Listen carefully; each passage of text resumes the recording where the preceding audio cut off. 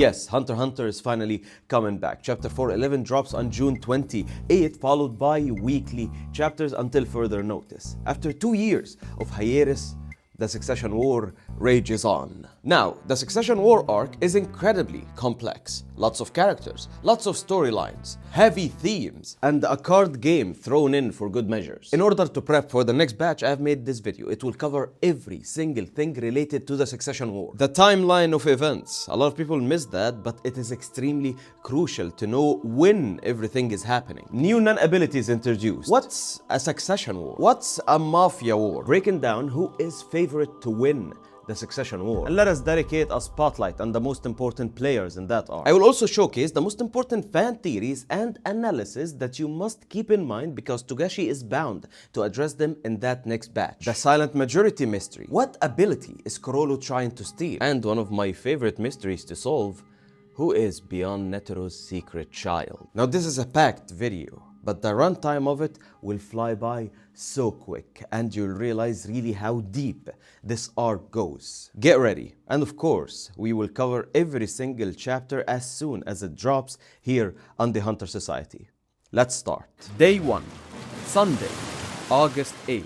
2001. The Black Whale 1 sets sail and the Succession War officially begins. The royal host their guests and mingle with them while at the same time they size each other up. 15 minutes after the departure, Woody is killed by the silent majority user. The first mystery introduced in that arc, and it is still not solved. The guards of Queen Aweto and Prince Wobble go to them at the ceremonial hall to get them back into the room, only to find that 4 more guards were killed. And Kurapika sees the Nen Beast. He runs to the phone, announces the existence of Nen over the emergency channel.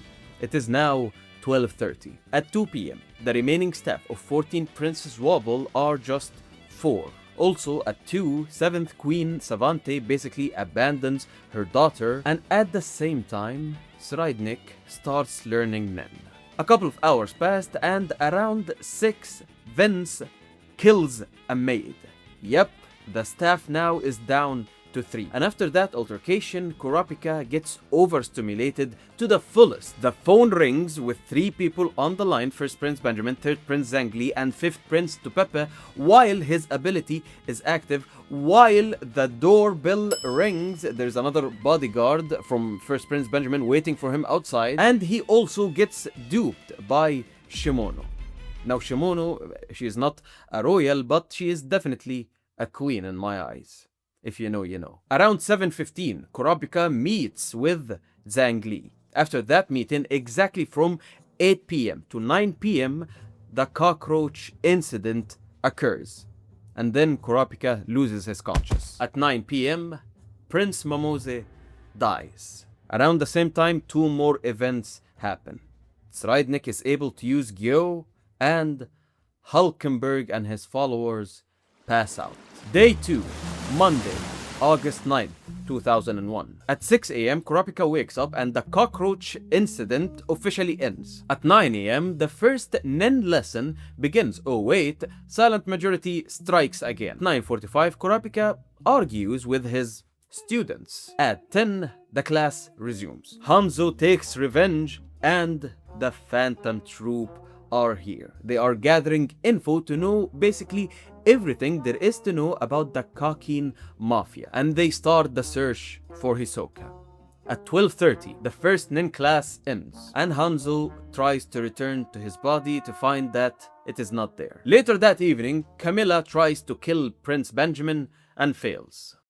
Day 3, Tuesday, August 10th, 2001. At 1:27, 11 Prince Fugetsu is able to use her spirit beast to travel to her sister. And some weird stuff starts to happen with Prince Miriam's room. Is he there? Is he not there? Is he transported? Is that another dimension? What is going on? At 9 a.m., Kurapika starts teaching again. And around the same time, we sense the first sign of that rumbling that comes out of Halkenburg and his followers. It first appeared when they were having a moment of silence to the fallen Prince Mamose. Now the first court hearing starts, and by the way, I love the legal system of the Cockaigne Empire. So basically, a royal commits a crime. Prince Camilla tried to kill another prince, and in less than 24 hours, they are detained and tried and brought in front of a jury and in front of the judge. I love it. At 10:05 a.m., Mohan is killed by silent majority, and around the same time, Sreidnik is doing the water divination test. Beautiful. Day 4, Wednesday, August 11th, 2001. Early on in the morning, the Phantom Troop starts their hunt for Hisoka, while also the underground Mafia bosses starts to deploy their underbosses to deal with the troop problem. And the other problem they have at hand, Morena. Because the contagion game has started, Morena's followers are killing people to farm points. And at 10 a.m., a lot of stuff happens at Tier 3. Due to the killing, the military starts to take action. Kalato and Illumi are found by Messiah's Tomb. Prince Figetsu is somehow there on Tier 3. Chaos starting to happen. That's the vibes we're having right now. Day 5, Thursday, August 12, 2001. Fugetsu is returned to her room and she is detained, and they are mad at her, and they are also mad at Prince Kacho. Melody plays her flute in front of Kaiser and he's in love. Alright, they are no longer mad at Fugetsu. Okay, let's just scratch that. And we will figure out that later that afternoon, the Nen beast of Prince Saleh Saleh is taken out. Day 6, Friday, August 13th, 2001. In the morning, Halkenburg has a talk with his father, and then the rumbling, and then the first arrow is shot. Later on at night, Prince Saleh Saleh is killed. Day 7, Saturday, August 14th, 2001. At 10:30 p.m., the Sha'ar vice boss strikes a deal with the troop. Theta starts to teach Sreidnik Zetsu, and that came after he unconsciously manifested a new Nen beast. Also, Halkenburg starts to theorize on how exactly his ability works. And with that, we are done with the first week of events. Let us begin with the second week of the voyage. Day 8, Sunday, August 15th, 2001. At 7:35 p.m., Theta challenges Sreidnik to maintain Zetsu for 1 hour. And with that challenge, Sreidnik accidentally manifests his Hatsu, or Nen ability. At 8 p.m., the banquet starts. Between 8 p.m. and 8:58 p.m., Theta throws a Nen blip towards Sreidnik. At 8:58 p.m., Theta starts to move closer and closer towards Sreidnik and pulls out a gun. At 8:59 p.m., Theta shoots Sreidnik in the face. At the same exact moment, Melody starts her performance, and time basically stops for the people in Tier 1 and Tier 2, except for Kacho, Fugetsu, and my man Kenny. Oh my god, this guy. They are executing their escape plan while Melody is performing, and Kenny shoots himself. Kacho and Fugetsu get on a ship and try to run away. However, they fail. The performance stops at 9:03 p.m. Sreidnik was on the floor with his brain blown out in a field of green. And all of a sudden, he appears right behind Theta with no harm on him at all. And then Theta faints. At 9:18, Theta regains her conscious, being marked by Sreidnik's spirit beast. Day 9, Monday, August 16th, 2001. Somewhat of a chill day, to be honest. Nothing really happens. It's just a lot of recovery of what happened the day before. It was a heavy day, you know, the banquet day. Yeah, it's a day full of events. So yeah, it's just the aftermath of the day before, and this guy shoots himself.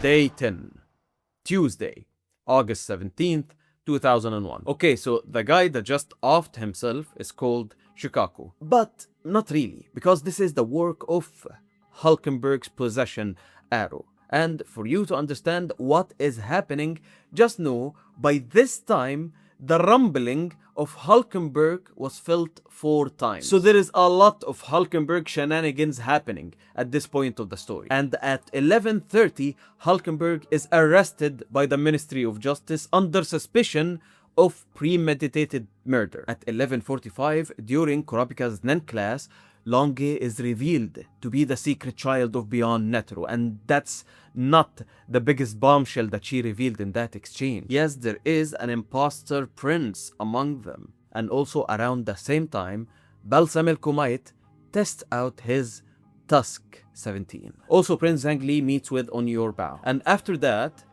Henry gets into a scruffle with the Haley people. Now you see where the confusion starts to really set in, because this interaction was revealed way before the other stuff that we just mentioned, way before Longi, way before all of that. Henry also meets with fake Hisoka, Nobunaga kills Looney, and Fugetsu is in a very bad state. Yes, those events happened after Longe revealed that she was the secret child of Beyond Netero and all of that. And around the same time, while these stuff happened with the Mafia in the lower tier, Beyond Netero asks to speak with a specific someone. Day 11, Wednesday, August 18th, 2001. At 6 a.m., Melody sees that Fugetsu is in a very bad state, and she thinks that Loserus is behind that. And that is when they come up with their plan to enter the rooms of the princess, and they start doing that. And at the same time, Queen Unma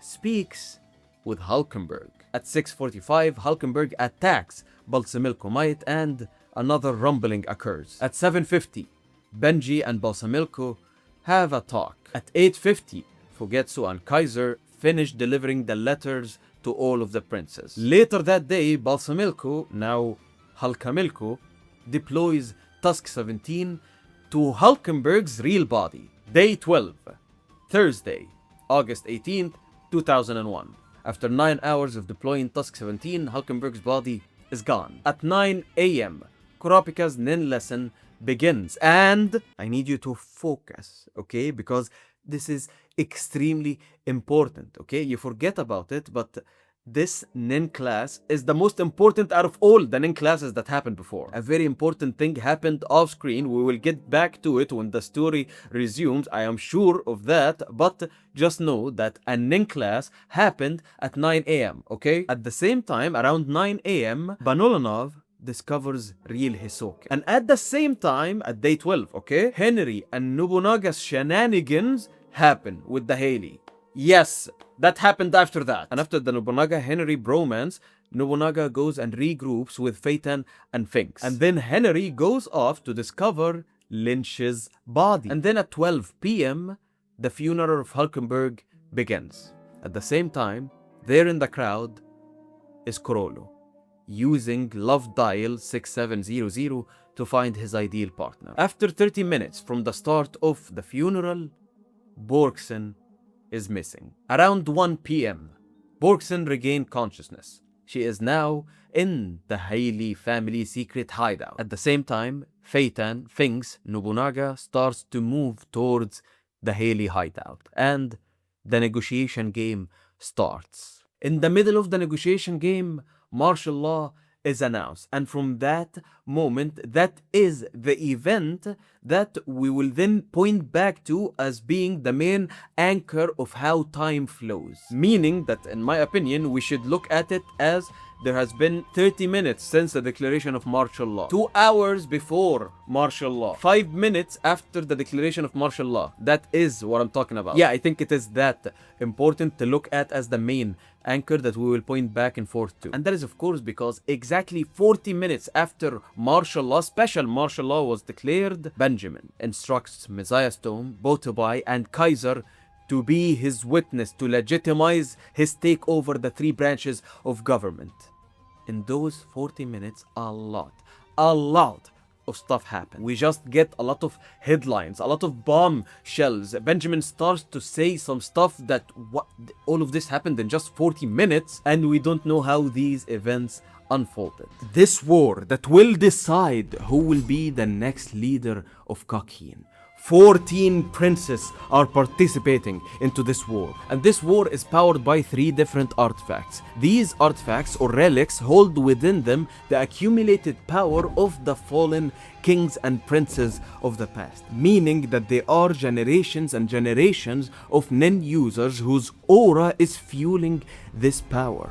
Fallen people using their Nen, their post-mortem Nen. First artifact, the Sword of Good Omen. We don't really know what the it does. It's just a sword that is given to the next king. There are some fan theories, but none of it is confirmed. Okay? Moving to the next part, the Zen Buddha or Lotus Anchorite or whatever translation you are going for, a mummy that oversees the succession battle. And finally, and the most important one, the Seed Urn. 1 drop of blood is placed on the top of the vessel. Then it's activated. The hand of the participant is placed inside the mouth. A fairy appears, feeding the participant a small bowl of aura. It is like an egg, a Nen egg. And just like that, the ritual is over. That little egg of aura will have time to fester into a Nen spirit beast. Each beast takes after its vessel, and the beast will activate when the war is officially started.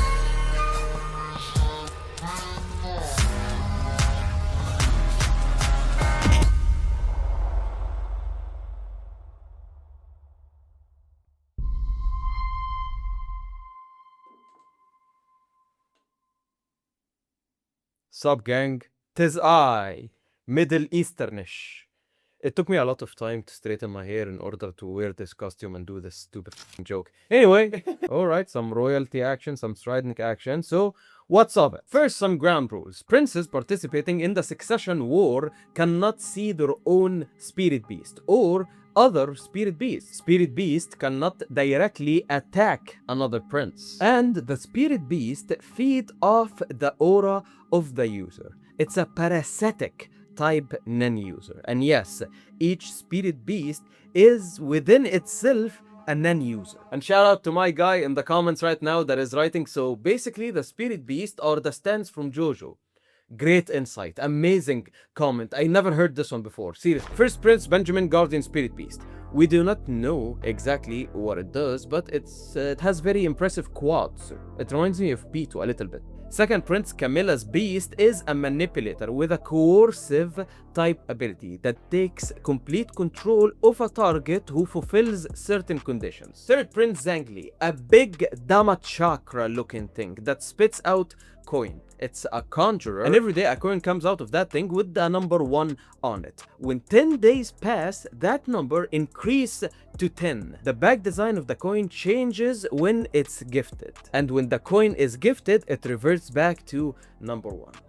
Now, how is that helpful to win the war of succession? I do not know. I don't know, and in fact, no one knows. All we have is some speculations from Kurapika and from the prince himself, and the mystery is still unsolved until this moment. Your guess is as good as mine, is as good as the characters in the story. Fourth Prince Rydnik, the man that I'm supposedly cosplaying as. Anyway, a horsewoman thing with a head in its tongue. Pretty disturbing. It speaks to people that see it when it suspects that they are lying or plotting something against Rydnik. If they are lying, it marks them. If they lie again or the deceiving continues, the mark gets worse. By the third time, most probably, that person will be turned into something that isn't human anymore. Fifth Prince Tepepe, a transmuter beast with the ability to concoct chemicals, but it requires a partner. Sixth Prince Tyson's, an emitter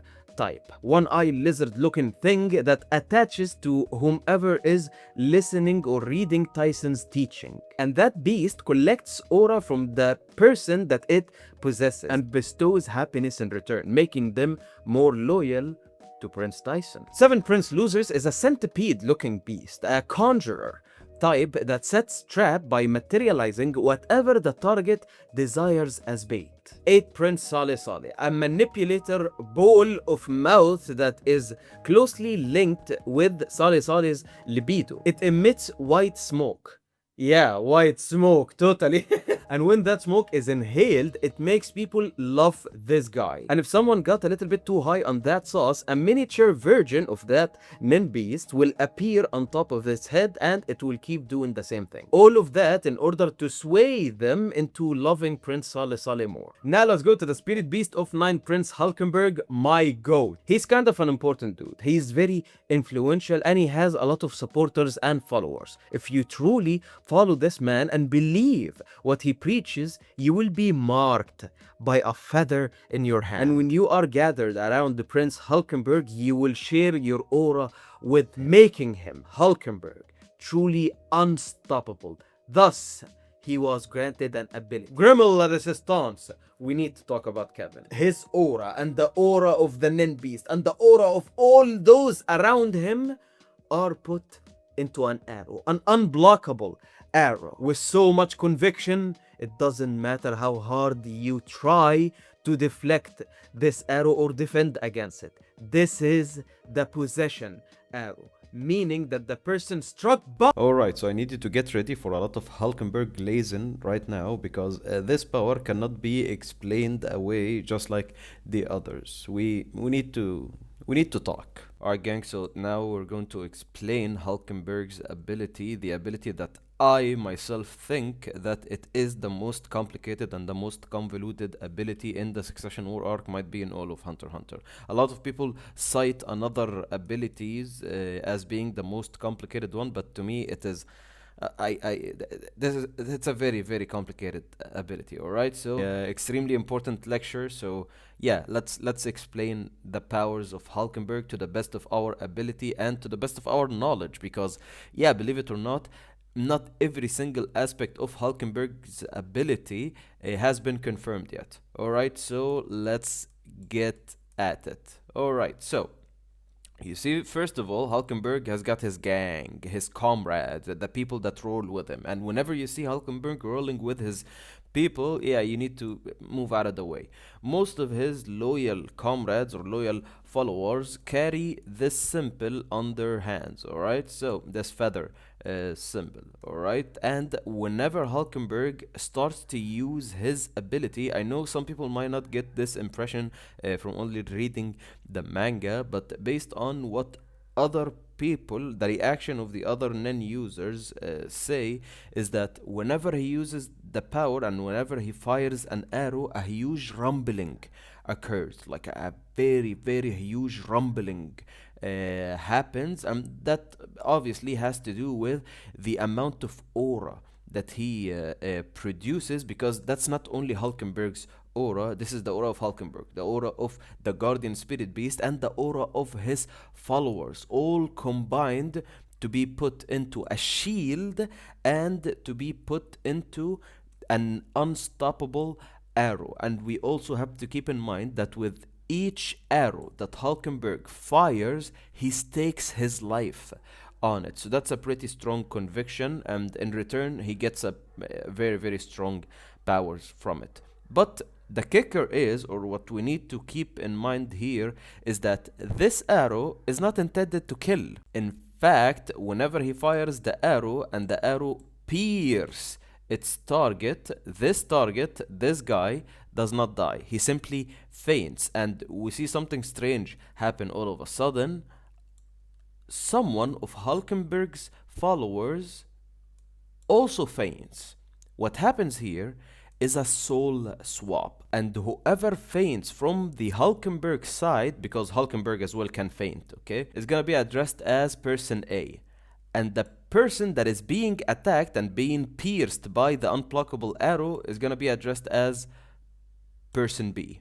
Alright? So, after he gets pierced, he passed out, and what happens to him? Like, where does he go? Is he dead? The answer is no, he does not die from the arrow.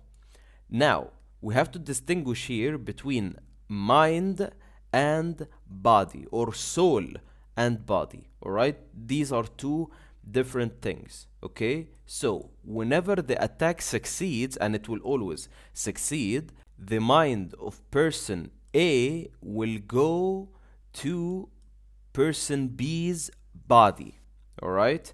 and the mind of person B will go to person A's body. However, it will be in a state of sleep-like thing. B is alive inside of A's body, but he is not awake. And A is inside of B's body, but he is awake and functional. Alright? Alright, keep that in mind. From that moment onward, there is a bunch of scenarios that can happen. Scenario number one. Now, what will happen if person B's body dies while person A is in control of the mind and soul? What will happen is that the soul of person A will die and the mind and soul of person B will be awakened inside of the body of person A. Is it complicated yet? I don't know, you tell me. If the body of person A, while occupied by the soul of person B, alright, you see he's unconscious, okay? If that body dies, then the soul of person B will travel to his own original body. However, he will not be in control, and two souls will occupy the same body. That is the best hypothesis that Prince Halkenburg came out with, and that is why at the moment he is in a race against time in order to finish his own conquest or finish his own mission before that scenario happens. And yeah, it's a very powerful ability. However, it's a very dangerous ability. You can basically swap souls with one person and you will have immediate control on that body, and the other person's soul will be in a sleep of sleep before you can swap back. And I hope I did that justice, and yeah, more information needed in order to explain this power fully. It's pretty interesting. I love this power. Anyway, yeah, that needed a little bit more of an explanation. So anyway, let's go to number 10 and 11. So Kachu and Fugetsu can summon a door, and that door can take her to wherever she wants. Of course, she wants to go to her sister, but the other door is controlled by Kachu. However, that's not important really at the moment. Now Fufu can open both doors. Now let's go to Kachu's ability. It is called Without You, and for some reason, if you have not read this part in the manga, please skip, okay? I don't understand why you would watch this video if you are not caught up, so just do yourself a favor and skip ahead a little bit. So this power activates after the death of either of them. The Nen Beast will take on the form of the fallen prince, and it will protect them until the other's death. Pretty stuff. It's actually my favorite power. Number 12, Prince Momose's Spirit Beast. A big hamster, a manipulator type. It asks if you are free. No. Are you free? No. Are you free? No. Are you free? Yes. Then you lose control of your own body, but your mind is still awake. Your body is under the control of the Nen Beast. 13, Princess Miriam, Guardian Spirit Beast. A dragon that is pretty cool. Actually, it is believed that this beast creates a barrier around the room that Prince Miriam is placed in, preventing anyone from the outside to walk in. Also, the beast is connected heavily to the emotions of Prince Miriam. 14, Princess Wobble, Guardian Spirit Beast. We see aura. We see like a vim, and then vim, and nothing else. That's all we know. And that is all for the Guardian Spirit Beast. Now, one might say that, wow, okay, those princes are like OP straight from the gate. They don't use Nen, yet they have Nen protecting them, and that's like a Nen shortcut. They are reaching expert level without doing anything, and yeah, you can say that that is the case, but not with all of them. You see, some of the princes can already use Nen and have full-fledged Hatsus. Prince Benjamin, power called Benjamin's Baton. Prince Benjamin has a lot of soldiers. If one of them die, Benjamin will inherit their Hatsu. It is a given that this soldier must be loyal to Benjamin. We don't know if there is a limit on how many powers he can inherit, but like if you are walking around with access to 5 or 6 powers at any time, you are a pretty powerful Nen user. And some of these abilities, they're like extremely cool. You have an ability called Air Blow. You have secret windows, like a spying device in the shape of an owl. You can create 3 of them and like eavesdrop here and there. You have Colset, or the Yu-Gi-Oh power. So you make a card and you try to capture or obtain an ability. That happens by overpowering said ability when you are being attacked. And after that, you can use this ability by using this card. It's a cool ability. However, the original user of said ability got murked because he was standing in front of the goat, Halkenburg. You cannot stop this man move from his way. Anyway, so second prince, Camilla, has one of the most backward, unintuitive, high risk, high reward, broken powers in all of the series. It is a power that requires you to die in order to activate. A huge cat-like Nen beast appears behind you and it squeezes the life out of the person that killed you. And it feeds that life energy back to you, bringing you back to life. That is not just broken, that's a post-mortem Nen infinity glitch. And yes, powers become greater after death, but this woman was able to harness this and make it her own Hatsu. There is an activation requirement. You have to be in a Zetsu mode and you have to be killed in order to summon this cat. However, it is fascinating, this power. We don't see it used a lot, but I believe it will be used again very, very soon. He is able to see the future. He is able to see 10 seconds into the future.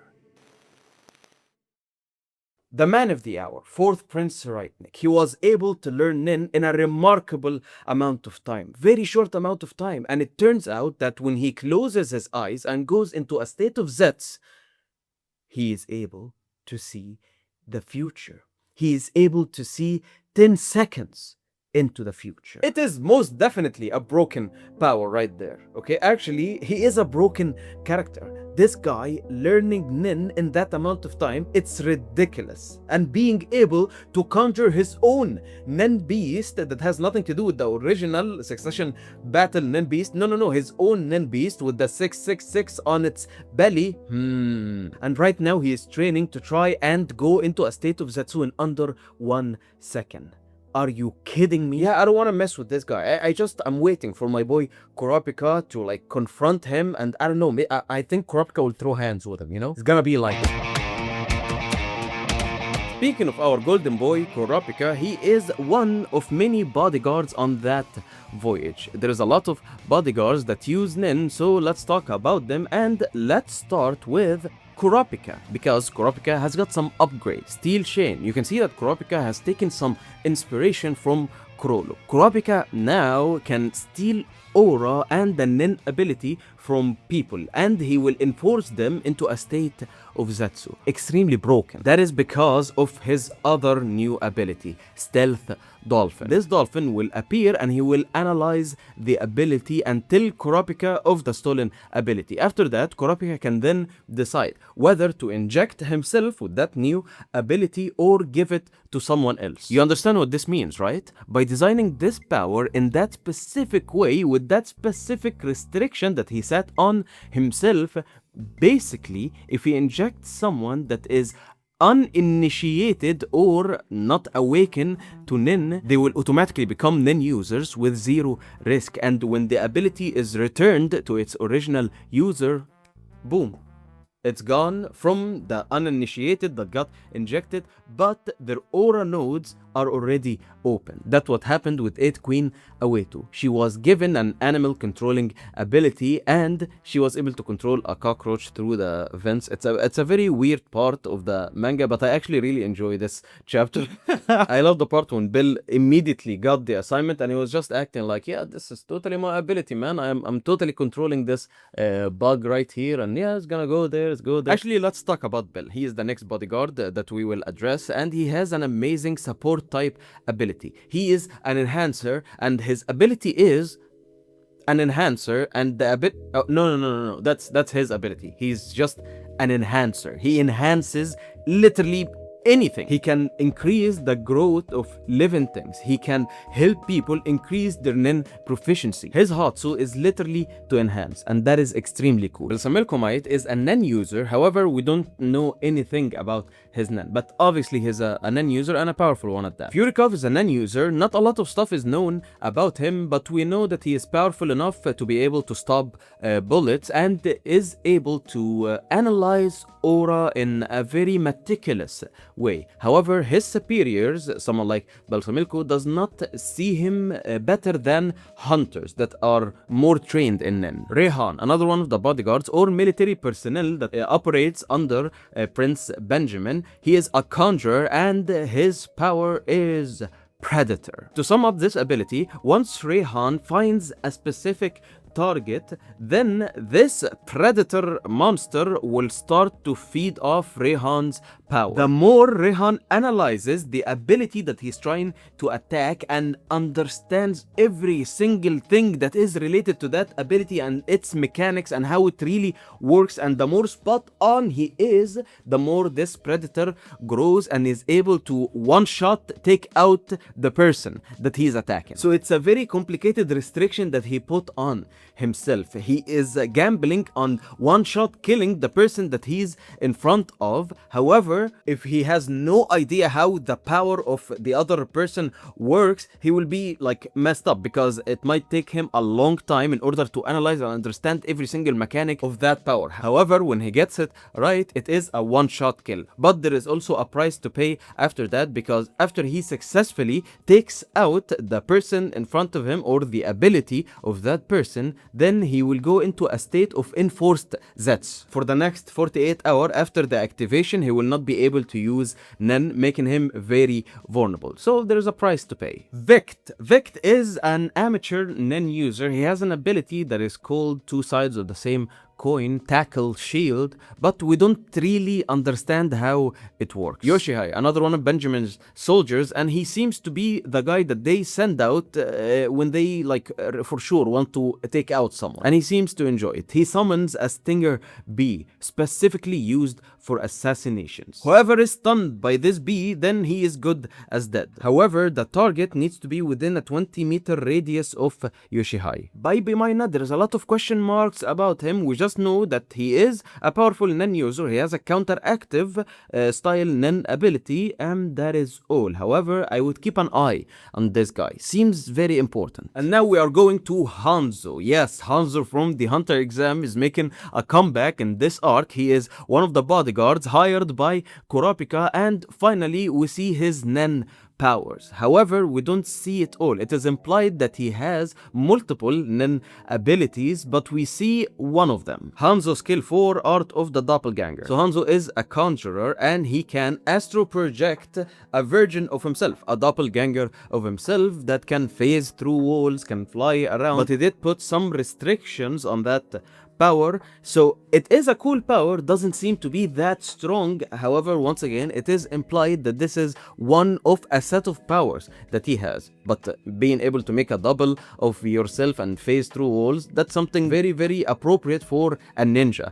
like himself. And finally, in my opinion, the most important bodyguard that we need to talk about and talk about their powers is Longe. She's a manipulator. Her powers are Moonlight Act. She makes a contract, an end contract, and by making that contract, she is able to reward or penalize whoever signs this contract voluntarily. If you sign this contract, you need to abide by it. You will get a reward if you follow the contract, or you will get penalized if you don't follow the contract. And these rewards and penalties can vary regarding on the contract itself. The reason I say Longe is very important is not because of her power, though it is a cool power, but because there is something else going on with Longe. Longe has a Nen curse placed within her. Who placed this Nen curse? None other than Beyond Netero, revealing to us that Lange is one of Beyond's secret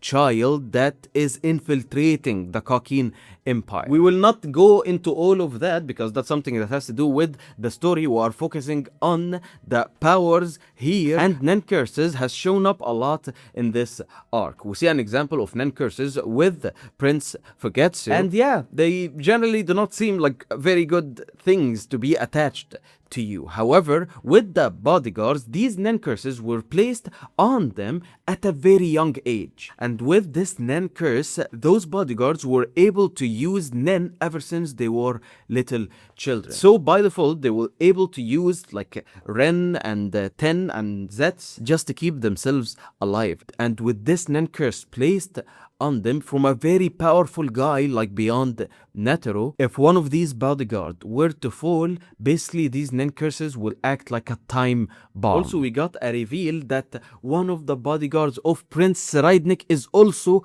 a child of Beyond Netero, making us understand that, okay, this guy also has a Nen curse placed within him. And I know for sure it's gonna get really, really good after that, and we will explore that more in the story when it comes back.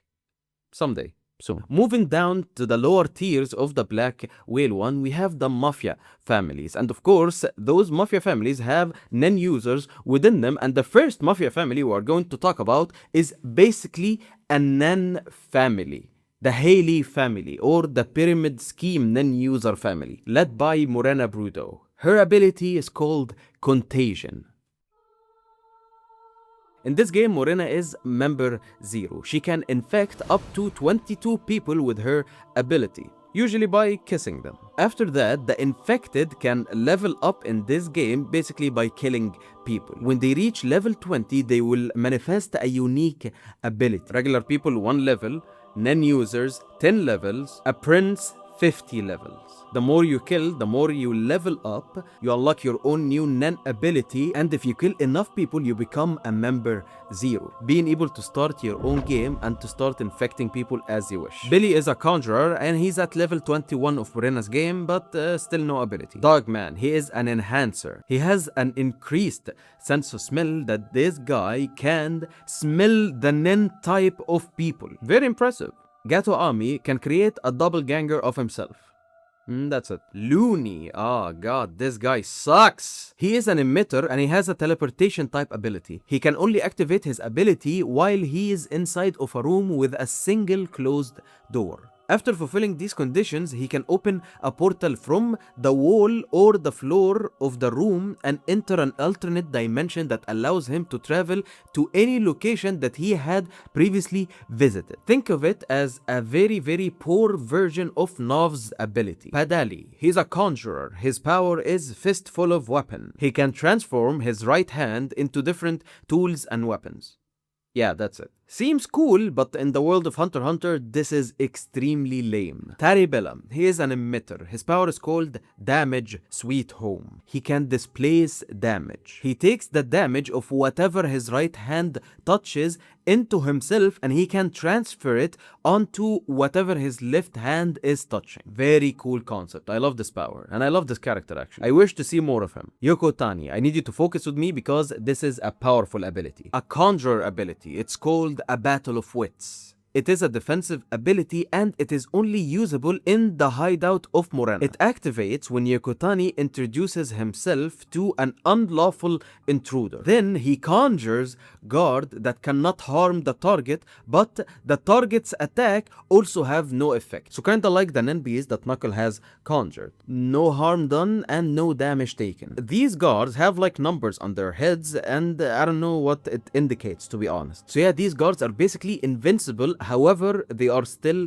very harmless. They have only one job to do, which is to remove the intruders. That's it. Now moving on to the next family. We have Henry Bigandefno. He is a conjurer. His power is Biohazard. Henry can turn any device or object he touches into living creatures. The device can retain its original function and can be manipulated at will.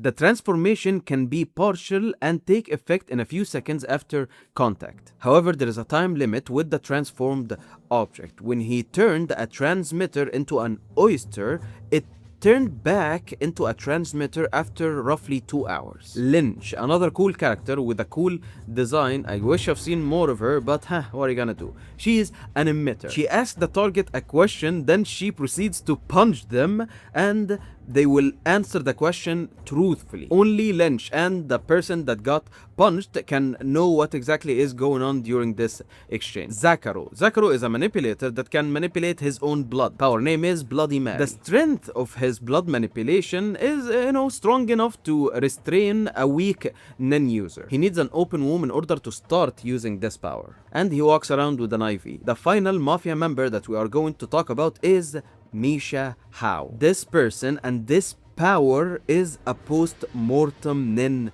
power. Misha was very, very loyal to the ZU family that after she died, this power rose up. Her only goal is to dispose of any person that was killed by the ZU family. She is the cleanup of the ZU family. Very strong and very ominous power. When the voyage to the Dark Continent started, another war was going on, the War of Succession. But the Mafia War is a whole other story and it's so intriguing. So here you have tier number 1, that's where the Succession War is going on. And from tier 2 to tier 5, it's all Mafia.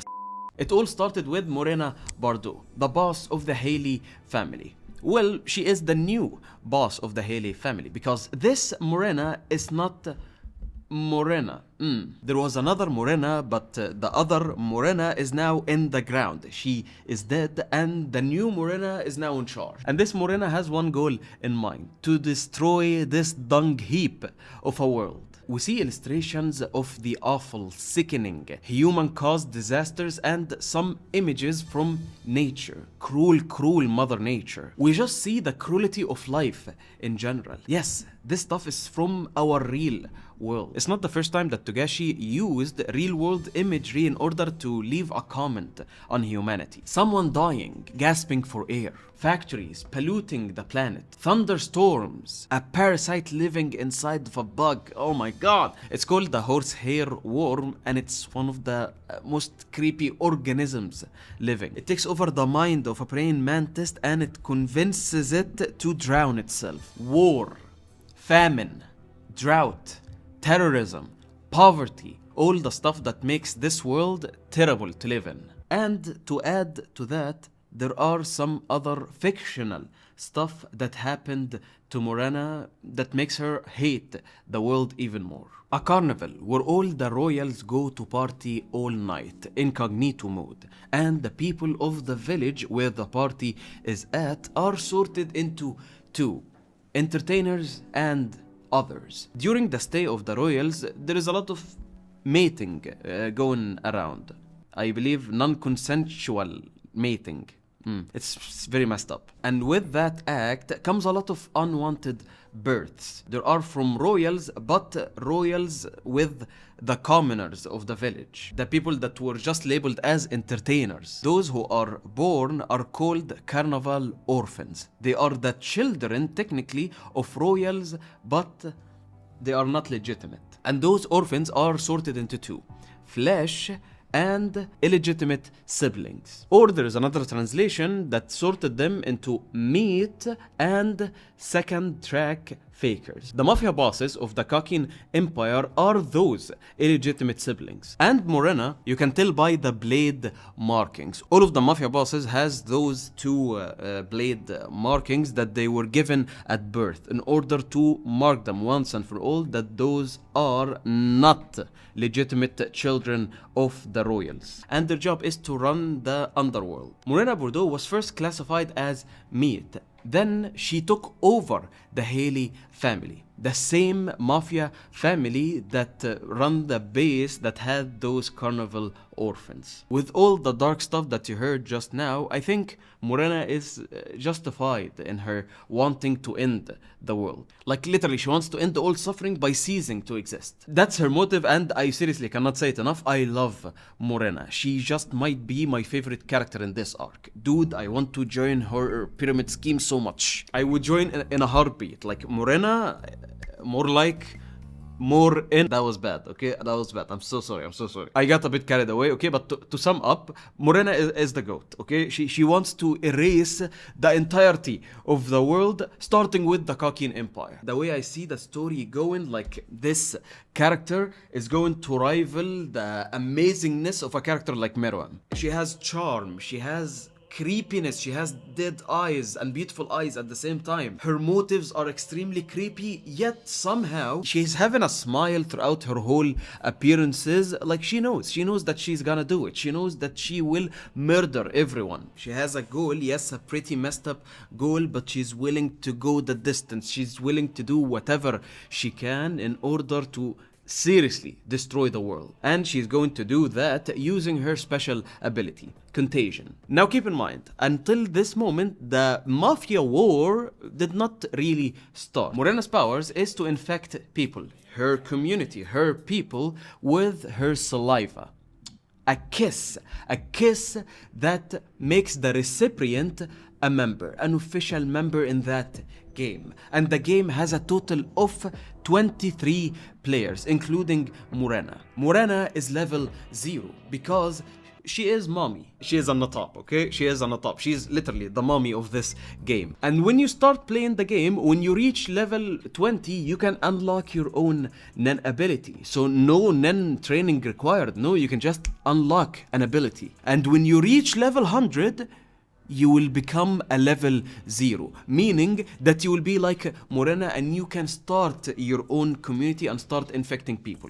A legit pyramid scheme. How can one level up and become like a Nen user and gain an ability and then after level 100 become a level 0? Well, you need to kill people. If you kill one person, one normal person, you gain 1 level. If you kill a Nen user, you gain 10. And if you kill a prince of the Kakin Empire, that's 50. And yes, you guessed it, all of Morena's members at the moment are farming people. Like they're legit going on a rampage, killing people in order to level up quickly to unlock an ability. And they are like locked inside of a giant ship. There is a lot of people, like 200,000 people on that ship. So it's like an infinity human glitch. And this rapid killing spree caught the attention of the Mafia families. The other 2 Mafia families, the HxH and the GU. Something important you need to keep in mind here. If you are a member of a certain Mafia family, if you go on and kill a member of another Mafia family,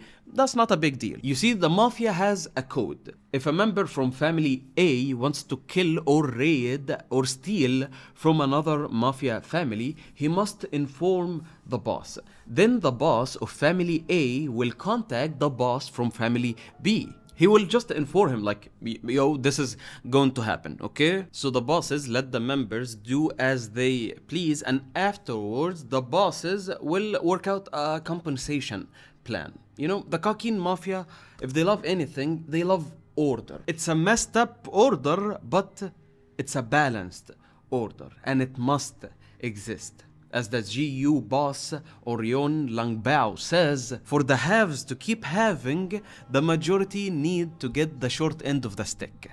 That's balance. The rich stay rich and they become even more richer.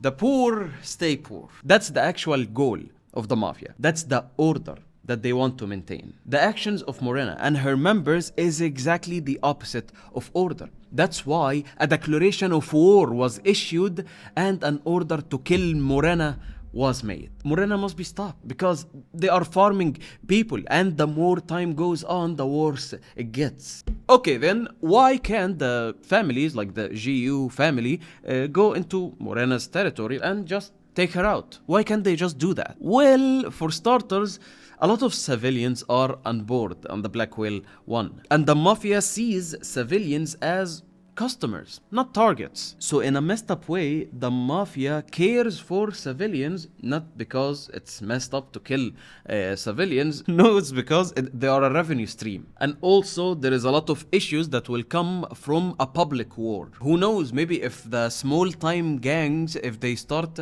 to know that there is a war between the big Mafia families, maybe they will take sides. Maybe they will side with the Haley family in order to go to war with the other other big families and more chaos will erupt. Like we said, order must be maintained. That's the most important thing. But then again, the Haleys do not have any order. In fact, the members of the Haley, the way they work is that they took the strategy from the boss, Morena, and then they acted individually. The final decision is like left for the individual. They operate in a very similar way to another group, the Phantom Troop, the Spiders. And yes, their existence in the Black Whale at the same time escalated this war. It was less than ideal to have this Morena Haley headache going on, and at the same time you have the Phantom Troop, the original group of people that caused the mayhem that disrupted the Mafia around the world. What does the Phantom Troop want? Well, they want to murder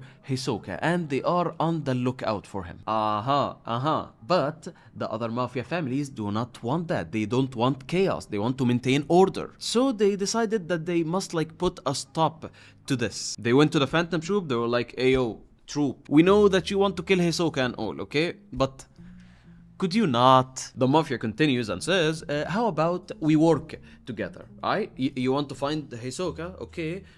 We will make you able to like move around in the ship, huh? And like go up tiers and stuff. We will help you. You will get some extra perks, okay? We will facilitate that for you, troop. Come on. The troop were like, yeah, sure, whatever, but they didn't really care. For the troop, like we said, it's on site. They see Hisoka, then they're going to kill him. And after that, the troop split up. Some stayed put, like Franklin, and some decided to team up. The most important team that formed here is Finks, Nobunaga, and Phaeton. They were on their way to casually retrieve some weapon, and they stumbled upon this crazy dude, Looney. This guy is basically like a Phantom Troop fanatic. There is a lot of them actually in the Mafia world. Like most of the Mafia people, they are in love with the Phantom Troop. And how could you not? Like, come on, Phantom Troop, they're awesome. However, Looney was a member of the Haley family, and he was on some like notice me senpai type shit. But he is no match for the Phantom Troop, and Nobunaga one shot kills the dude. Like seriously, Looney, this guy, I cannot believe that he got to kiss Morena. Come on. It is indeed a cruel world. Ever since this incident, the underbosses became more paranoid, and the underbosses became more prominent in the story. Henry and Kenny Wang. Kenny Wang is the most fun name in Hunter x Hunter to me, to be honest. Kenny Wang. Anyway, they became in the front of the story. Henry started to comb the tiers in search for Hisoka because he wants to find Hisoka before the troop does to prevent the chaos, and he gave this task to his underling. He told them to go and find Hisoka, and go they went. But that's a story for another day. Anyway, back to the Mafia shenanigans. And not just any shenanigans, I would say one of the best team-ups in Hunter x Hunter. Henry and the Phantom Troop, especially Henry and Nobunaga. The Haley family, yes, they are dangerous, but the members are still Nen amateurs. They gained a Nen power all of a sudden, but they do not really know how to use this. So when Henry and Nobunaga team up and try to infiltrate the Haley hideout, it was not successful. But we all won. We won this bromance. And Henry was able to place a tracker there. And finally, after that incident, the Mafia, straight away with no sugar coding it anymore, says it. Hey, Phantom Troop, please, we beg of you. Can you take out the Haley family for us? And right now, the troop, Phaeton, Finks, are on their way to the Haley hideout. Nobunaga split up from them. He's backing out, and to be honest, that's a giant red flag, okay? 100% someone is going to die very, very soon from the troop because of this. And when the other families, the GU, the Cha'ar, are playing their card, their trump card, they're commissioning the Phantom Troop to take out the Haley family, turns out the Haley family is involved in a card game of their own, Morena's negotiation game, and they are trying to recruit a character named Borgsen. She will be a huge addition into Morena's pyramid scheme because she's a specialist, and Morena specifically says that she is in dire need of a specialist to execute her plans. And that is the current state of the Mafia war.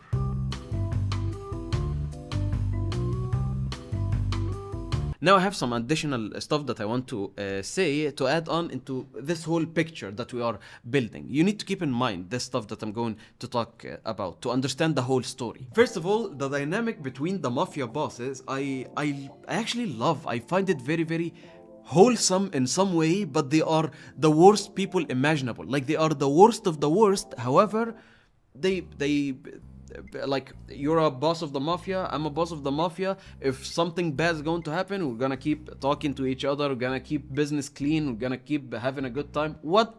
I don't know, I guess it has to do with them knowing that their actual existence is only permitted as long as they stay in the shadow. And the bosses know that, and they are fine with it somehow, because yes, they get the luxury and all of the good stuff, and they're actually running the world, and they are doing it, they're upholding a savage, like, capitalistic, oligarchical system. Like we said, the haves must keep on having, and they're trying to preserve this image of the Kakin Empire and to uphold the awesomeness of their benefactor. That's the balance that they are looking for, while in fact they are siblings of the king of Kakin, but they must stay a secret. Now, when third Prince Zhang Li went to visit the GU Mafia boss, he wanted to ask him if he knew a way that one can win the succession war. And the answer to that from Lang Bao was basically he waited it out. It was a cheap win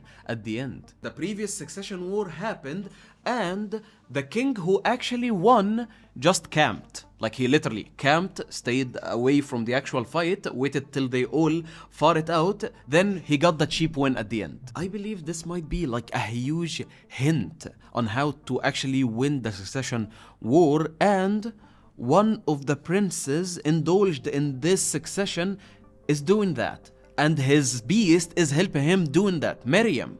But the most important thing and shocking thing we got out of this meeting is third Prince Zhang Li calls Lang Bao father. I mean, yes, to a lot of people it is obvious that this father that he called him is like, because he's a mafia boss, so he calls him the father, like the godfather. That's a very valid interpretation, and that's how I interpret it. However, when you think about it once again, this whole Kakin Nasubi family type stuff is so messed up. When you think back of the rules for the succession war, who is permitted to participate in the succession war? The children of the approved queens.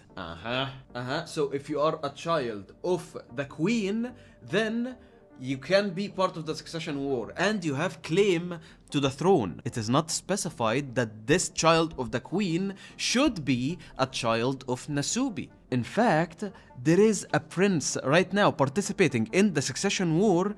There is the child of beyond Netero. So it is not far-fetched to say that Zhang Li is not a child of Nasubi, but he is in the succession war and he is an heir to the throne because he is simply a child of one of the approved queens. And that's why the whole mafia business is very important, because if you are in good terms with the mafia and you have the strongest mafia family and you are the main benefactor of that, and it is the wealthiest family, it contributes to Zhang Li's having a very high chance in this war. Man, this whole Kakin family is all messed up, man. Some of the princes, as you can see, are already dead, so I guess that makes the job a little bit easier. Let's go at this with the process of elimination, and the last prince standing will be the winner, or will be the one with the highest chance of winning. Also, I came up with a survival metric for each character based on motivation, their current position in the story, plot armor, and death flags. The higher the number, the more they're likely to survive. Let's start with Nasubi. I don't want to be a Kakin propagandist, but to be honest, this guy gets overlooked a lot. Don't you forget, Nasubi won his succession war. And there are multiple panels where he is speaking in a somber way, and every word that he says carries a lot of weight with it. He gave Halkenburg the push he needed in order to actually start participating into the war. And look at the results that Halkenburg was able to achieve in such a short amount of time. Nasubi is not an idiot. He is a competent king that 100% believes in the succession war. And this war is not an easy thing to organize. Again, don't you forget that this voyage to the Dark Continent was somewhat orchestrated to hold the Succession War. That ship is the vessel. And because it is such a big vessel, there are a lot of things happening at the same time. So I ask you, what if all of the chaos that is happening right now on the Black Whale 1 was planned? It was orchestrated by the one who wanted to hold this war of succession. It is the ultimate test for the new king. How the new king will react to the chaos that is bound to happen. Nasubi knew of Morena and her plans, and he lured the Phantom Troop onto the ship. I'm not saying he's a good guy by any means. No. Look at his guardian spirit beast. This is not a good guy. But with all of the things that's happening in this arc, look at Nasubi. Look at him in that room, filled with Nen inscriptions, full of confidence that the death of his own daughter doesn't shake him one bit. He doesn't see it as a bad thing, but as a light that will lead Kakin forward. And that is why it is so frustrating to predict.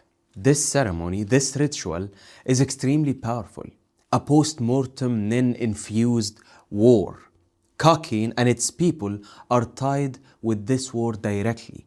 And it will be quite naive of you to think that some other characters in the story would just walk in and render the whole contest useless. If that was the case, then I assure you that something like that was attempted before, during the many other succession wars that took place. And that obviously did not work. The evidence is there is another one that is going on. Think of something like Greed Island. Greed Island is a game fueled by very powerful Nen users. And if you think about it, there are a lot of similarities between Greed Island as a concept and the Succession War. And now answer me this. Is anyone able to break Greed Island? Can anyone just walk in and disable Greed Island? Can anyone cheat Greed Island? The answer is no. We saw that attempted many times. And one of the most powerful groups in Hunter x Hunter tried to just walk into Greed Island and they weren't able to do that. So how about something that is fueled by a power much, much greater? Generations and generations of post-mortem Nen. A game like that, or a war like the Succession War, cannot simply be broken. So at least, for the sake of this video, just leave the idea of cheating the Succession War to the side for a second and actually try to predict a winner. Because the more this arc goes on, the more I start to believe that there is no out. There is no escaping this war. And our protagonist will have to get his hands dirty, no matter what. And what the author is putting on the table here is a huge gamble. You might think that no one will actually win the war and the evil guys will be defeated and the good guys will survive and all will be good. That's not gonna happen. That's an extremely cheap way to go at it. Or on the other hand, everyone will die. And that is a very dark outcome. There are kids participating into this war. And yes, at the very start of the war, a child was strangled to death. But you know what makes it even more difficult is that time went on. And the more time went on, the more we grew attached to some of these characters. We grew attached to some of these princes. And now we can't fathom the idea of seeing them die. Not only because we like them as characters, but because they are tied to some of the most important characters in that whole entire story. There are a lot of entanglements being created at the moment. For example, how do you think Basho would react if he knew that Melody conspired with Fugetsu in order to kill the prince that he is protecting? We don't know if they succeeded or not, but if they actually took him out, took Prince Losers out, what will go down? Basho would be just fine with it? I don't think so. And how would he react if he knew that Melody was behind it? And that is why this arc and the stakes of it are a huge gamble. Needless to say, Nasubi will definitely die. Not because he will be defeated, but because in my opinion, it is a part of the ritual. The old king must go in order for the new king to rise. As for his children, well, let's begin with Prince Benjamin. And Prince Benjamin will not make it. He is indeed a dead man walking. Face it, Benjamin, Halkenburg got the better of you. You are out. Camilla, on the other hand, well, that's a completely different story. She has an army on her side, the have-nots, and she has an amazing Nen ability that allows her to cheat death. If anything, she should be on the top of everyone's list to win the War of Succession. But I don't think that she will make it. Keep in mind here that everything that I am saying is merely a speculation. It's my own theory on how I think the story will go. And I don't see Camilla being the new king. If you do have your own speculations, please let me know in the comments. But let me know if you're going at this with the idea of certain death for all of the characters and only one will survive, or are you leaving a little bit of a leeway? I will reveal what I'm going with at the end of this video, so please stay tuned and like the video if you liked it. Thank you. She's impulsive, she's so arrogant, and that makes sense because she has a broken ability, and that makes her a prime target for losing that ability. The only hint that we got on how to win the War of Succession is to be patient. Assess everything around you and wait. Just keep waiting for the right time to strike. Camilla did not do that. And regarding will ability, abilities can be nullified, can be hacked, can be stolen. So yes, Camilla's ability might be intimidating, but it's not as much of a problem as you might think. Let's go to third prince, Zhang Li. On paper, he is the best one to be crowned as king. If you would have asked me a year or so ago, he would have been my best candidate. But now, after declaring martial law, Zhang Li escaped and ran to the ZU hideout. One of the worst places to go as a prince at this moment. To put it simply, Zhang Li is a walking 50 points for all of the Haley members to grab. One new recruit of Morena's contagion game might just snatch Zhang Li's head in order to speedrun the contagion game and get the 50 points right from the get-go. Narratively speaking, maybe his coins will still be in effect after his death, and we might get a decent payoff from it. The last that we saw of him was in chapter 404, reinforming the alliance with Kurapika and the 14th prince, and he says that he will care for their security as a valuable ally. And after that, we get this panel of him carrying the coin, and that's it. We don't know what happened to him after martial law. He scores very highly in the motivation scale, but my God, is he in a bad position at the moment. Fourth Prince Rydnik. Now, there are a lot of bad people in the Kakin Empire. And then there is Rydnik. If he is the one to survive that war, that would result in a lot of bad things. He has a lot of relevance in the story. Of course, he is directly tied with Kurapika. And if Kurapika decides to join the war and actually get his hands dirty, you better believe that Rydnik versus Kurapika will happen. But I don't see the story going this way. You know, something like that is way too easy and way too predictable to do. A direct Kurapika v sandwich fight, that's not how Hunter x Hunter is written. I see it going more as a choice that Kurapika has to make, going after his revenge or choosing to let go and protect something more important and innocent. That is the theme that makes the most sense to me. He is a formidable competitor for the throne, but also he is getting all caught up in the training at Nen, and he forgot to actually participate in the war. So that might just backfire on him. The survival scale is all over the place with Rydnik. Definitely one of the top candidates to win, but it all hinders on what Kurapika will do. And we will get to that when we talk about the 14th prince. So stay with me. Fifth Prince Tepepa.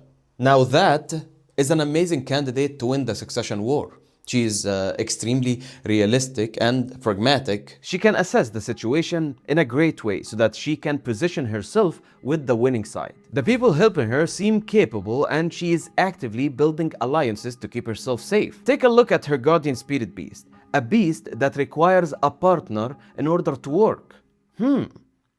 Let's go back to Nasubi for a second. The sole survivor is the official heir of the throne. How you interpret that is a part of the contest. Tell me you don't need a king after you become one. Fight until you're down to one blessed child. I have a role, and I cannot die until it ends. What must survive is the country. The people's life always comes. You can't change the country without being king.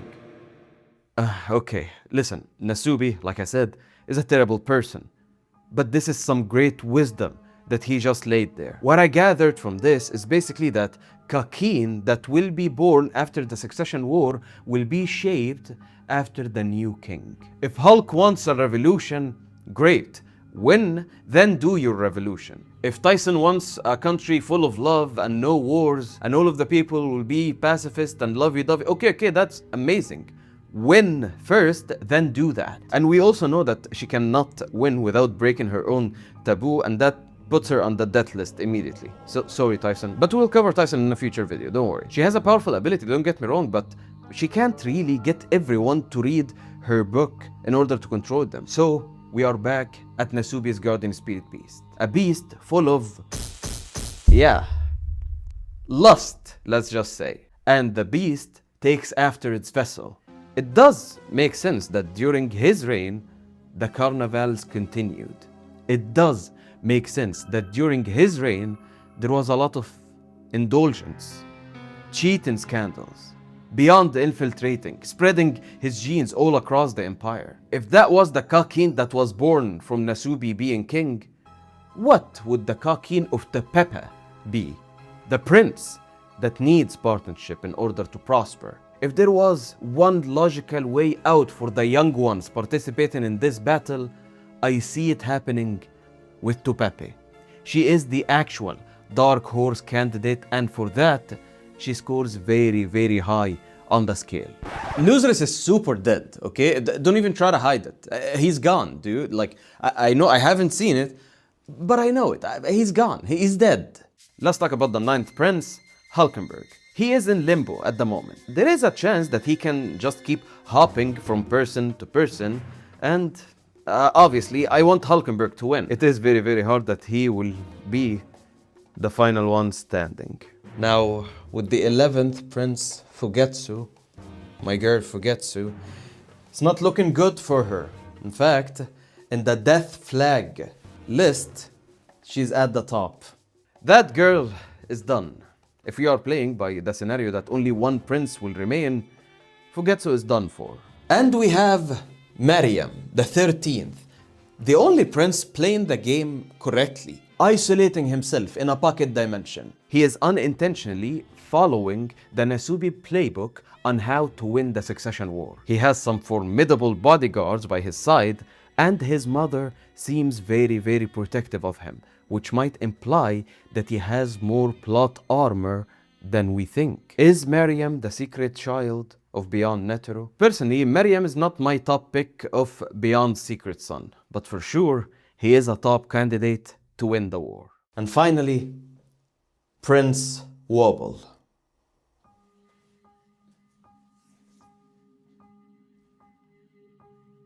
I find myself thinking a lot about this scene from the Hunter exam arc. Yeah, all the way back to the Hunter exam arc. それでは問題。お前の息子と娘が誘拐されて、どちらか一人しか取り戻せない。1、息子。2、娘。You remember that, right? And do you remember what the answer was? 我々は正解したんだよ。沈黙。それが正しい答えなんだ。A secret hidden third option that wasn't said, which is silence. Kurapika figured it out. Leoryu was crashing out, and Gon was seriously considering it. The more you watch Hunter x Hunter, the more you realize this pattern. When something occurs that seems very binary, either this or that, there is always a third hidden answer. And that is where I'm at with Prince Wobble. Prince Wobble seems the most likely to win the war and the most likely to die. But there is a secret third option. And when Kurapika is also presented with this binary type choice, do you save the kid or go get your revenge and take the eyes? The third secret option will be there. The have-nots are conspiring to take out Wobble. The Nen Beast is still a no-show. If this war was to go the full distance and one blessed child is to be crowned king, Wobble has zero chance of winning based on the current situation. Even with all these alliances going on at the moment, I am really worried about Prince Wobble. So with that, these are my top candidates to win the War of Succession. If only one would survive, it will be Prince Tupepe. And there is a high chance that, yes, indeed, a few will survive, but only a few. Tupepe is the best candidate to win the war, while at the same time help other princes survive the war without actually breaking any rules. And I know full-heartedly that the conclusion that I have arrived to might as well be a red herring that Togashi laid out in there to make us think that yes, Tupepe is the obvious answer, but I'm only judging this based on the information we got. And the information we have tells us that Tupepe is for sure the best candidate to win the war. Knowing how Hunter x Hunter stories tend to go, the themes that are present in the Succession War arc, with a healthy amount of fan theories sprinkled all around, and keeping in mind the other players that exist in the Black Whale one that have to do with this whole arc, I gotta say that it is Tupepe. Tupepe will be the one to bring it home. She is crazy about building alliances, and her beast takes after her. Tupepe completely threw us off guard at the beginning when she was building an alliance with Sridnik, but she dropped that real quick. Also at the beginning, we knew that Tupepe have a little bit of a disdain for Prince Halkenburg, but maybe later on, Prince Halkenburg, Ghost Prince Halkenburg, will realize that allying with Tupepe will be the best course of action. She will make the best king that will have the highest chance for the other princes to survive. And he will help her take the throne, because with her ability, she can technically break the sole survival rule. She's a fighter. She wants to purge the old princes from day one. But at the same time, she doesn't even consider the younger princes. So maybe that's her interpretation on how to drop out of the Succession War. And of course, we have the connection with Kurapika, Longe, Beyond, Halkenburg, Sridnik, Zangli. It just seems that Tupepe is directly tied with every single major plot point in the Succession War. But what we seem to forget about is how solid the ground that she's standing on. If I have to guess, and this is my guess for the time being before the release of chapter 411, all of the princes will die, except for Prince Wobble, but Aweto will die. Queen Aweto will die, but Prince Wobble will live. Fugetsu will live, but she will be co-inhabited by Prince Halkenburg. At the last second, maybe Prince Halkenburg will figure out a way to possess Prince Fugetsu to give her that final boost to stay alive. I don't think Fugetsu will die. But I think by the end of this arc, it will be Fugetsu / Halkenburg occupying the same body. And that will pay off this panel, and it will also pay respect to Kachu and her sacrifice. He's gonna keep her sister safe. Does a man choose his own fate? Or does fate chooses the man? How can an idealist hoping for a fair world end up going on a rampage with no regard to the consequences of his actions?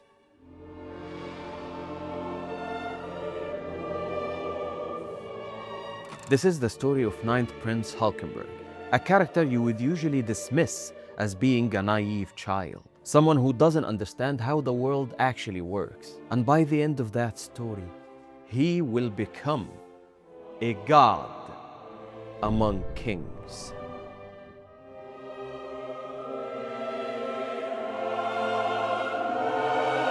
You cannot choose your family. You are simply born. Even the choice of having a life, it's not up to you. The only thing that you can do after being born is to decide what do you want out of life. Create your own destiny. But you know, sometimes family can get in the way. Now, most of us, we have normal families, but even normal families can be quite complicated. I want you for a second to imagine being born into royalty with certain roles and expectations assigned to you at birth. What would you do? Would you walk this predestined path or would you create your own? He is born to King Nasubi and Queen Duazul, but this is a lie.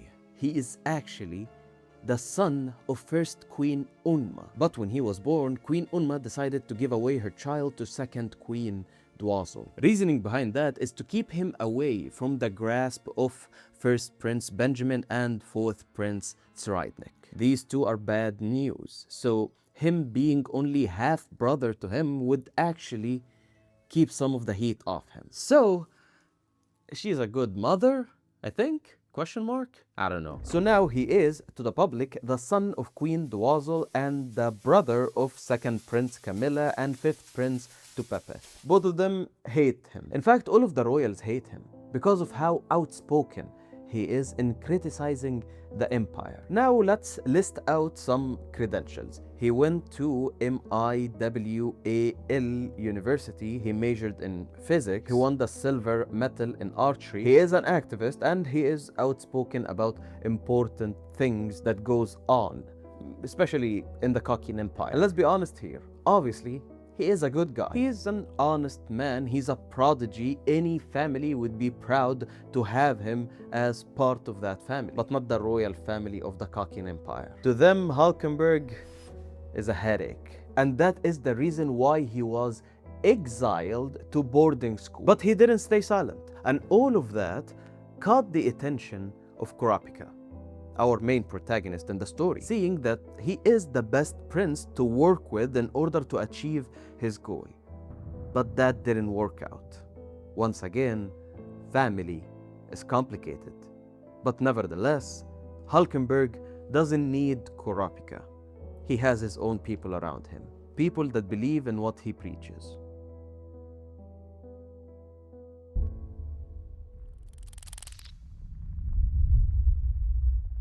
Participating in the succession war is a non-negotiable type deal. When the Black Whale once set sail on the waters, the succession war has already started, and Halkenburg was participating in the succession war. So when he naively walked up to his father asking to withdraw from the war, that's not how it works, man. His argument was, I only partook in the ritual to save face, to respect the tradition. That's it. I don't want the beef. He didn't even know that his Nen beast already manifested. And his stubbornness continued, going to his father's room every single day, asking to speak to him, and every single day he gets shut down by the guards. And when an opportunity presented itself and the guards of the king lowered their defenses, he took advantage of the situation. This is the rebellion. He walks up behind the king, gun in hand. He's going to assassinate his father. He wants to put an end to this madness. Not one prince out of all the princes showed actual sympathy for the death of Prince Mamose, except for Halkenburg. He feels the burden. He is willing to kill his own father in order to spare the other princes, especially the younger ones. King Nasubi mocks him, telling him how childish he is. And in retaliation, Halkenburg does one of the most unhinged things you can think of. And this moment, a lot of people criticize and see it as Halkenburg being weak, being extremely immature, but I think this is the most important moment in Halkenburg's development. This is the actual birth of Halkenburg. He understands the trolley problem or the trolley dilemma very well, and he was operating on that understanding. When he walked in the first place trying to assassinate his father, that was him trying to pull the lever, taking out his father in order to spare the other princes and prevent bloodshed. And when he failed on doing that, killing his father, he decided to pull the lever on himself. And this moment right here is the strongest conviction anyone can ever have. He didn't try to kill himself or pull the lever on himself because he was weak and impulsive and yada yada yada. No. He was trying to throw a wrench in the whole idea of the succession war. If some of the requirements for the war to happen is the princess participating in it, so what if I break one of the rules? Then the whole succession war will be rendered as a no contest. It will be invalid. And just think of it from the author's perspective. If you are Togashi and you are writing this character, and this character is set up to have a lot of powers, and you want to show the conviction, and you're operating inside the world of Hunter x Hunter where Nen is literally everything, what is the strongest contract you can make with Nen? You can stake your own life on the line. Yes, the Nen of Kakin and the Nen that operates the succession war is extremely powerful, that Halkenburg cannot invalidate it by pulling the lever on himself. However, it is enough of a conviction for Halkenburg to unconsciously make a Nen contract, because he literally staked his own life on the line. In the world of Nen, you cannot get much stronger than that. He didn't make a simple contract to gain some more powers. He didn't cut off an arm or a leg or made a specific restriction to be more powerful. He staked his own life. He put his own life on the line. And that was the fulfillment of the contract. And that's how Nen works. Halkenburg has a goal: to stop the succession war. He was willing to offer his life. He was willing to put his life on the line. And he didn't just offer it, no, he actually acted upon it. That's the contract. Now the reward is to be granted a power that will help him fulfill his goal, to terminate the succession war. That is why this panel is extremely important. Yes, you can say that he is unstable to do something like this, but then again, the mission requires a strong resolve to execute. He now understands that in order to walk this path, in order to pull the lever, one must get his hands dirty. And all that he needed was a little push. Tell me you don't need a king after you become one.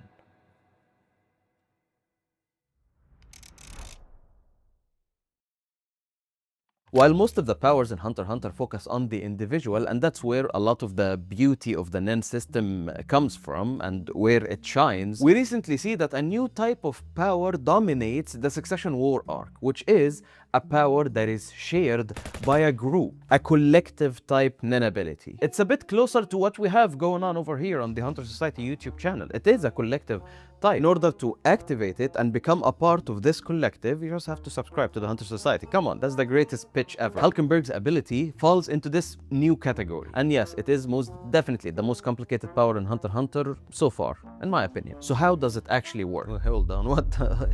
Hold on, what is going on? I was just filming a YouTube video. I didn't know that this would happen. Yo, what the?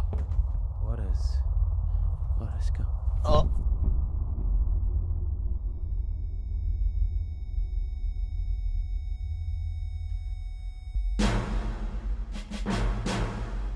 You are marked by a feather in your left hand. This is the work of Halkenburg's guardian spirit beast. You are now a recognized follower, an official comrade of the cause. And Halkenburg as well has the mark. And this is something you need to understand. Just because he is the leader, he is not special. He is equal to everyone else. Whenever you see Halkenburg walking with his crew, from that moment, you need to turn around. Seriously. All of the aura is shared, and all of that aura is channeled into one unblockable arrow fired by Prince Halkenburg. It is called the Possession Arrow. With each arrow shot, Halkenburg puts his own life on it, so it becomes even more powerful. And when the arrow reaches its target, some weird shit starts to happen. When the arrow reaches the target, it does not kill him or her. They simply faint. And at the same exact time, one of our comrades faint as well. After a while, the target wakes up, but he is now possessed by our comrade, giving us full control of the target's body. So what we have now is the target possessed by the soul of our comrades. One of the people that have this mark. Right from the start, it is a complicated power, so how about we test what will happen when the body of the target dies? We'll figure out that the soul of the occupier dies along with the target's body, and the target's soul will be awakened in the original occupier's body. Now, let us think of another scenario. If the body of person A dies while his mind is active in person B's body, then the soul of person B will travel back to co-inhabit the body with person A. So, a bit complicated.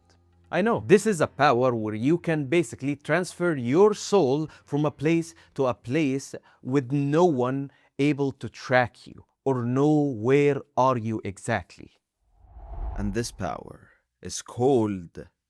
We need to talk about Kevin. What the fuck?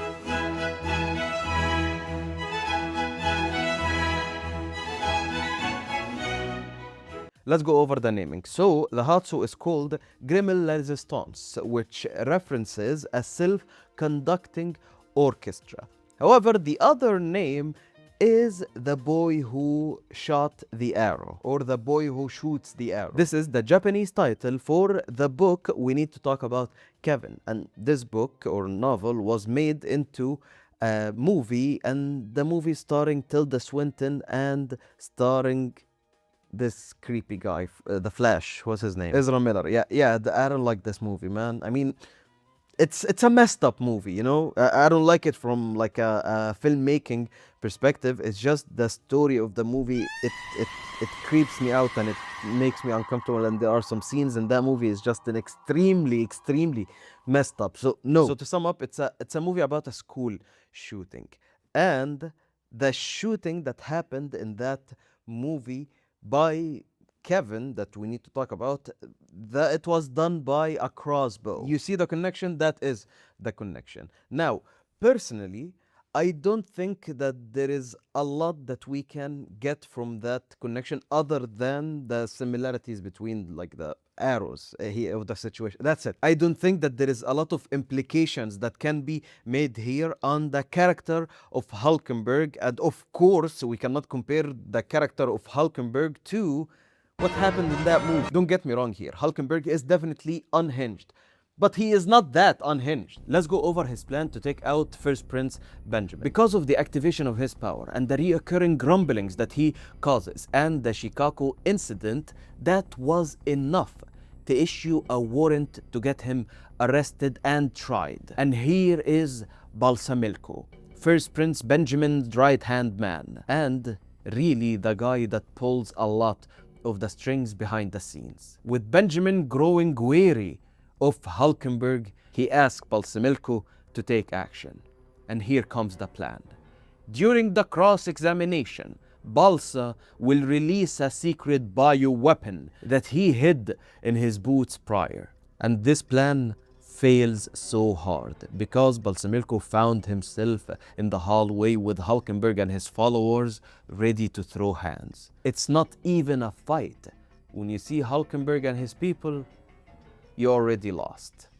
Halkenburg fires an arrow, and with that, his soul is transferred into Balsamilko's body, creating an entity that I shall call Halkamilko. Hulk is in control of Balsa's body. And after that, get this, Halkenburg takes out his own body just so he can earn the trust of First Prince Benjamin. And with that, he can get close to him, make him believe that Balsa is still his loyal soldier, getting him closer and closer to take out Prince Benjamin. And this showdown already happened off screen, and it will be covered maybe in the next 10 chapters that are coming back very soon. And of course, we will cover all of that here on the channel, so make sure you are subscribed. But yeah, the only like unhinged weird thing that happened is that no comparison to the Kevin that is in the story. Okay, but for real now, let's move on and get to the actual reason of why I am making this video, why I want to talk about Halkenburg.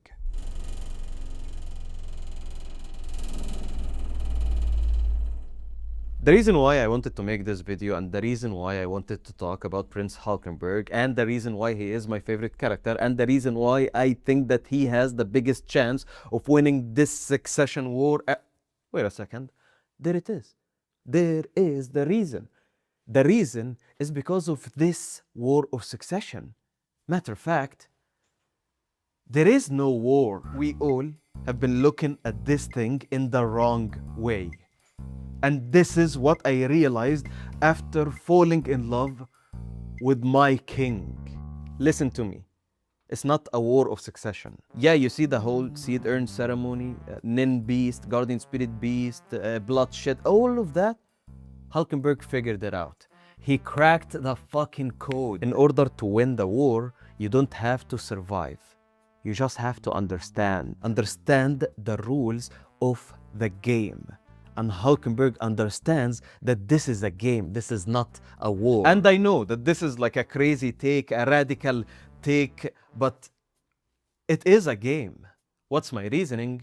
Well, because every single thing in Hunter x Hunter is a game. Here is a game, here is a game, here is another game, here is a game, here is a game. How about the Succession War arc? Wait, there is another game going on while the main game is going. It is a game. And in order to win, you just have to beat the game, even if you are not the one sitting at the throne by the end.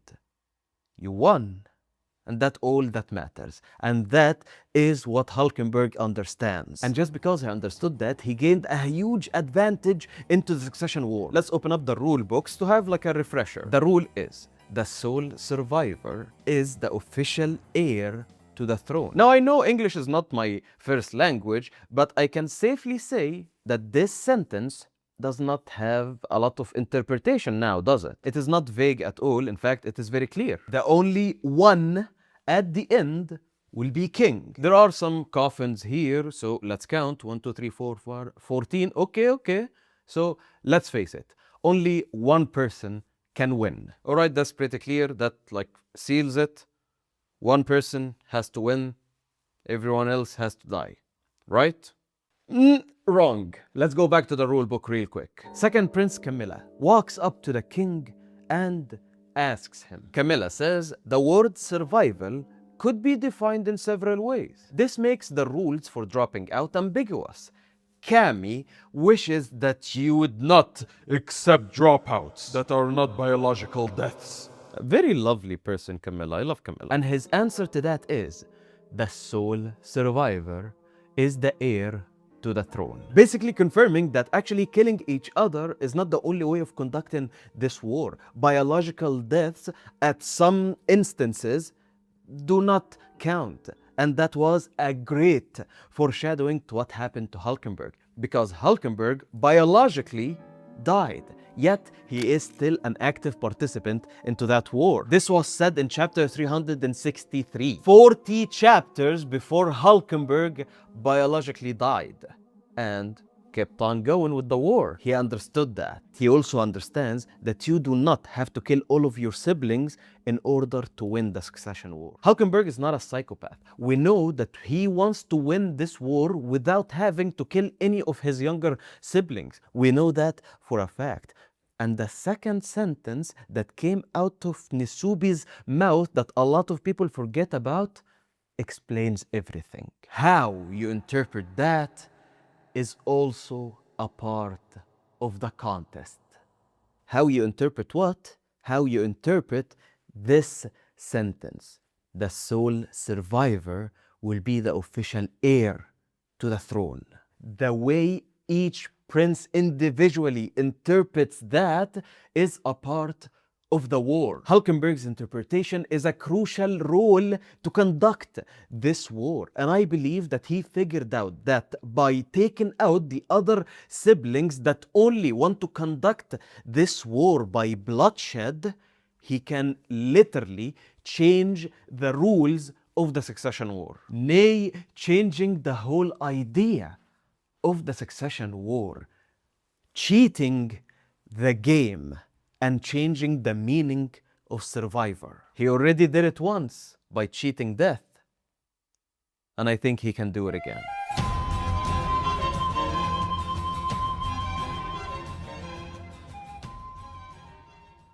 I hate villains that are evil just for evil's sake. Oh, something bad happened to me when I was young. Now I'm going to destroy the world. Bro, just put the fries in the bag. Oh, I work for the Demon King and I must carry out his will and I'm going to bring evil to the human realm. You're not that guy. And my least favorite is the type that goes, I just want to see chaos. I enjoy the chaos. Extremely cool. Really. Now, with all of that being said, I am now telling you that my new favorite villain ever is a villain that has the same motto. A villain that says, I want to destroy the world just because. In a story filled with characters, she's just something else. In the most crowded arc in this story, she's something else. Having such minimum amount of screen time in the story, yet having such a big presence. And that proves that Morena Prudhoe is something else. And I'm in love with her. I love the way that she looks. I love the way that she speaks, the way she manipulates other characters, the way that she can say the most evil thing ever with a smile on her face. I am in love with all of her toxicity. The only problem is that she is not actually Morena. She, and remember this word, she is a faker. And for that, I think I'll love her even more.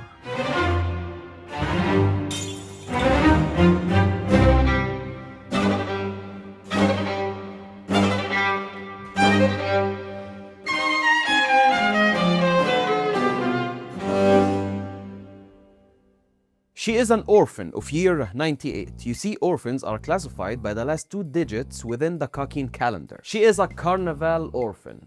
Well, what does that mean? You see, every few years, the Cockeen royals host a carnival. Royals travel incognito and randomly select a village. If someone in that village even dares to speak up or even look at a royal in the wrong way, they will be sentenced to death. They will be subject to lèse-majesté, or yeah, they're dead. And the royals are given free reign to do whatever they want to do on that island, on that randomly selected village. I'm still waiting on those King Nasubi files. When will those be released? In those carnivals, every single villager is sorted on the spot. They are sorted as entertainer or other. And once again, the royals in those carnivals can do whatever they want. And the people who are sorted as entertainer, well, entertainer is a very sanitized word to say the least, because what happens to them is that they are getting, and also it's messed up. One of those entertainers were Morena's mother. Every child born due to what happened in these festivals is marked, slashed in the face with 2 razor blades. And after that, some of them will be classified as second track fakers, and the rest is designated as meat. Those people might have royal blood running within them, but this blood came through unofficial means. And right now, we have to take a look back on the rules of the War of Succession. Why is it really important and extremely stressed on that the princes who can participate in the Succession War must be the children of an official queen? Well, not to be crude or anything, but you need to know for a fact where did that baby come from? You know what I'm saying? That way you can 100% prove the lineage. If a child comes from one of those carnivals, well, you cannot really prove that that child belongs to royalty, because the entertainers might have indulged with other people, you know what I'm saying? And that's how they used to prove lineage before DNA testing all around the world. I mean, it is still not a 100% foolproof way to prove royalty. I mean, like, someone like beyond Netero might have slid somewhere in, I don't know. It is like a messed up system to like prove the inferiority of some people and the superiority of others. And this sorting system, akin to eugenics, is also applied when differentiating between the people who will be assigned the label of second track fakers and just meat. On what basis do you differentiate? Do you differentiate based on like how strong the mother is? Do you want these traits to exist in the second track fakers, or like the skin color, the hair? What is it exactly? What we know for a fact is that the people designated as meat, they have it the worse. And Morena, when she was born, she was designated as meat. And she fulfilled her role until she was awakened. After she honed her Nen, she started to plot her overthrowing of the Kakin Empire. And first order of business is to take out the leader of the Haley Mafia family, Morena Bruto. What? Morena wanted to take out Morena Bruto? What is going on here?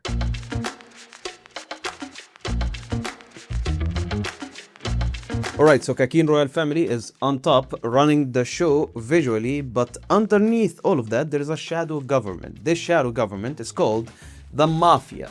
Each Mafia family has a benefactor. This benefactor is from the Kakin royal family. And real talk right now, if we can put the whole birth situation to the side for just a second, being a second track faker, aka in this situation a mafia boss, is about the best thing that can happen to you inside the whole Kakin system. You are not a commoner just living to serve the royals and give them your taxes. You are not a prince forced into a death game and basically sentenced to death from birth. And you are not just a piece of meat, just there to serve the royals and act as their pleasure toy. Being a second track faker mafia boss, you basically get the royal treatment without having to participate in the succession war. So considering the other options, it's not a bad deal. This guy is a carnival orphan, the GU boss, and is an onion. This guy is also a carnival orphan, is the Sha'ar boss,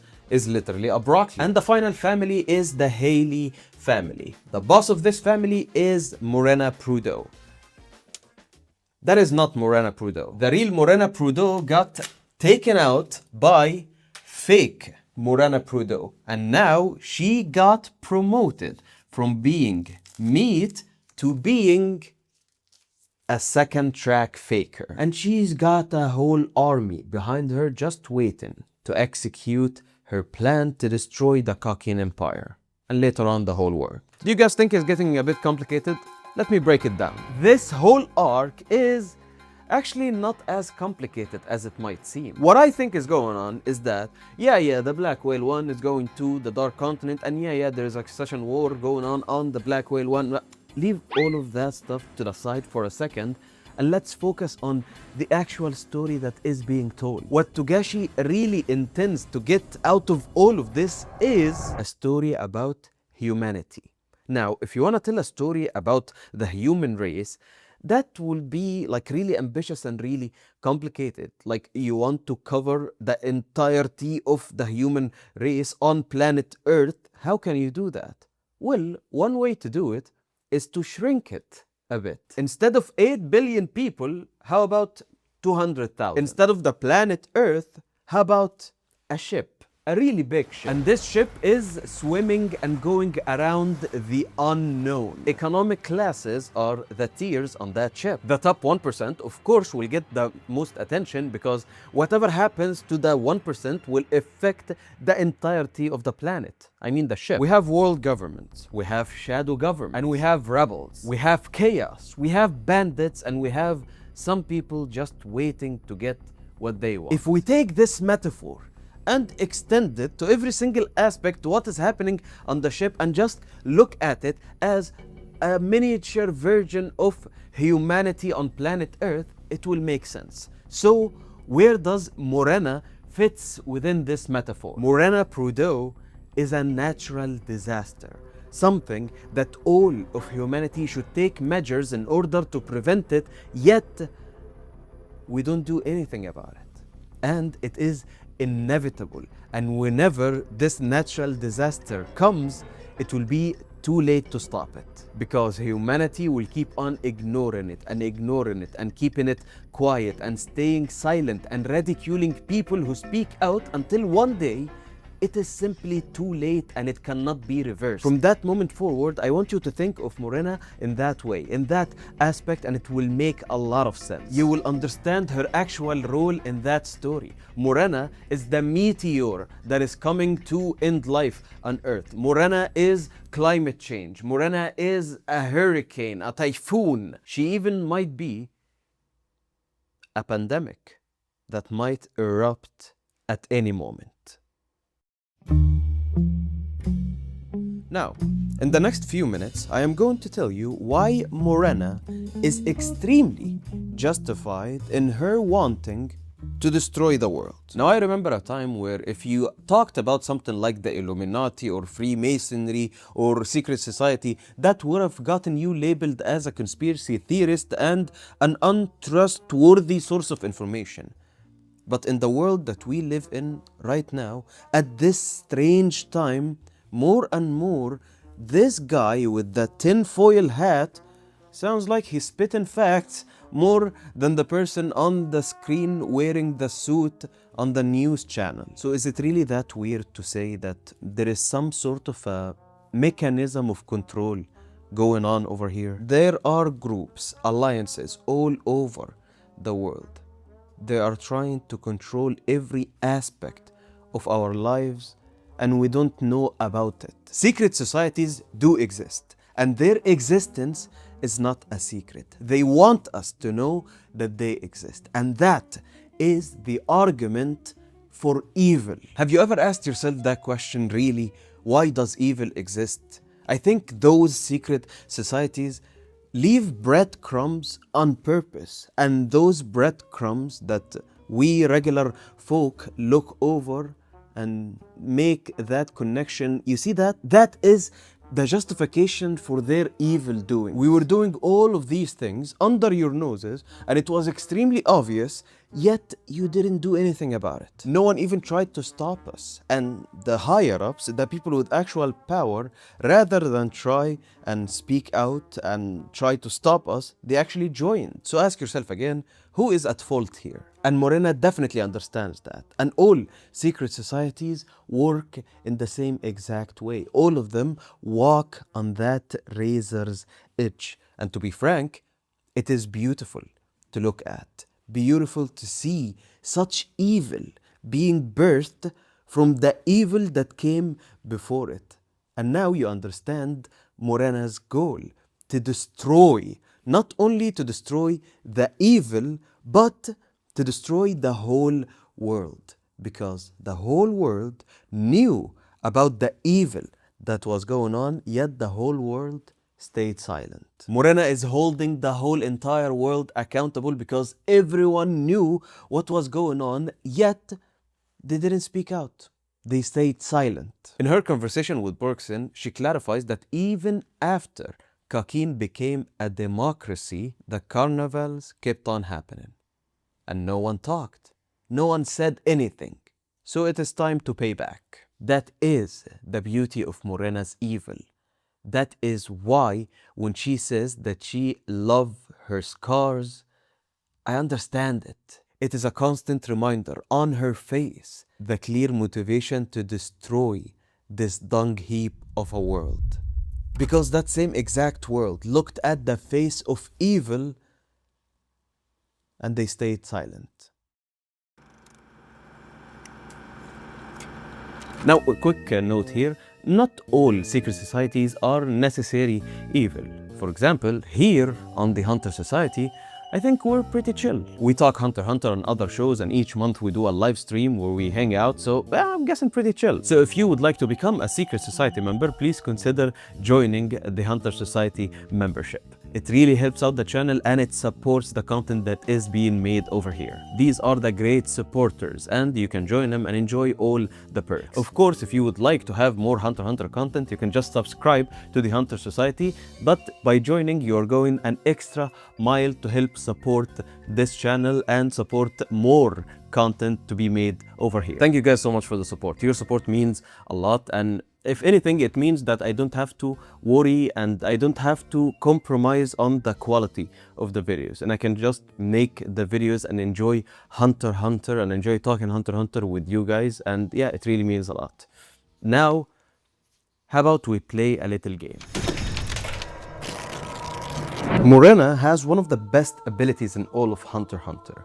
It is a shared ability, a thing that we got a lot of during this arc. But before we explain Contagion, the actual Nen ability, first we have to play a little game of negotiation. Now we know what conditions are in the Nen power system. More conditions equals the more complicated and unique and powerful your ability would be. And the more you stake onto yourself and the harder you make it onto yourself, the more that would result in aura reserve. So think of this card game as one of the restrictions that Morena put onto herself, and because this card game and this restriction exist, that is why she is able to grant her subordinate with massive aura reserves, and that's why she has a lot of aura output to fuel the Contagion game. Now hold on to your seats, because everything you thought you knew about the Nen power system is about to be challenged. Morena, the parent, has 7 cards on her side. Each serve a specific purpose and all of them are face up. Now the recruit or the child or the person Morena wants to get them into the Contagion game has 5 cards and all of them are face down. The game goes like this. Each turn, the child picks a card from Morena's side and Morena has to do whatever the card signifies. The cards are Power card. Morena explains the Contagion ability. Purpose card. Morena will explain her goal. QA. You can ask a question, however this question cannot be about the ability or the goal. There are specific cards for that. And you can ask as many questions as you want. However, Morena will answer with yes or no, or yes and no. If you want to know more details about this specific question of yours, then you'll need to choose QB, more details about one of the questions that you already asked in QA. We have the yes card. Morena will explain what will happen if the game ends up with the yes card. The no card, Morena will explain what will happen if you end up with the no card. And the deal card. Morena will ask the child a small request. If you fulfill that request, you can get 1 card back from the graveyard. Now let's go over the 5 face down cards on the child's side. And once again, the last card remaining on the child's side will be the card that will determine the outcome of the whole entire negotiation game. If you end up with the yes card, you will join Morena. If you end up with the no card, you will not join Morena and die. Joker, yes or no. It's your choice. Return card. You can take one of the cards that were discarded during the gameplay and you will use that card as your final card. And the X card. This will run the whole game invalid, a no contest. If you end up with the X card, which is like the best case scenario, you can just walk out of the room and no one will go after you. It's as this entire game didn't even happen. If you have no interest in joining Morena and her gang, this is the card you want to end up with. And by playing this game, there are a lot of permutations and a lot of different outcomes that can come from it. As for Morena, the parent, she has a goal to recruit the child. Another thing that has to be done, another condition, you might say, is that a kiss must happen between the person that Morena is trying to recruit, and that gets them a step closer into joining the actual game, the Contagion game. A step closer for Morena to install the software onto the child. So why would she go through all of that? Because her powers are basically an alternative Nen system. The reason she chose Borgsen is because Borgsen is a specialist, and with Morena's ability, she is instantly able to unlock Borgsen potential, and she wants to use that to serve her actual goal. Having a power that makes other speed run the whole Nen training is something unheard of. Yes, your Nen potential is somewhat capped to a certain point, and that's the caveat here. But on the other hand, you can just kill people, level up, gain Nen, gain an ability, and regular progression of Nen will be thrown out of the window. It doesn't matter. And that is why Morena needs someone like Borgsen to fulfill a specific need that Morena wants. But even after the negotiation game, there are some other conditions that has to be met before the actual installation of contagion.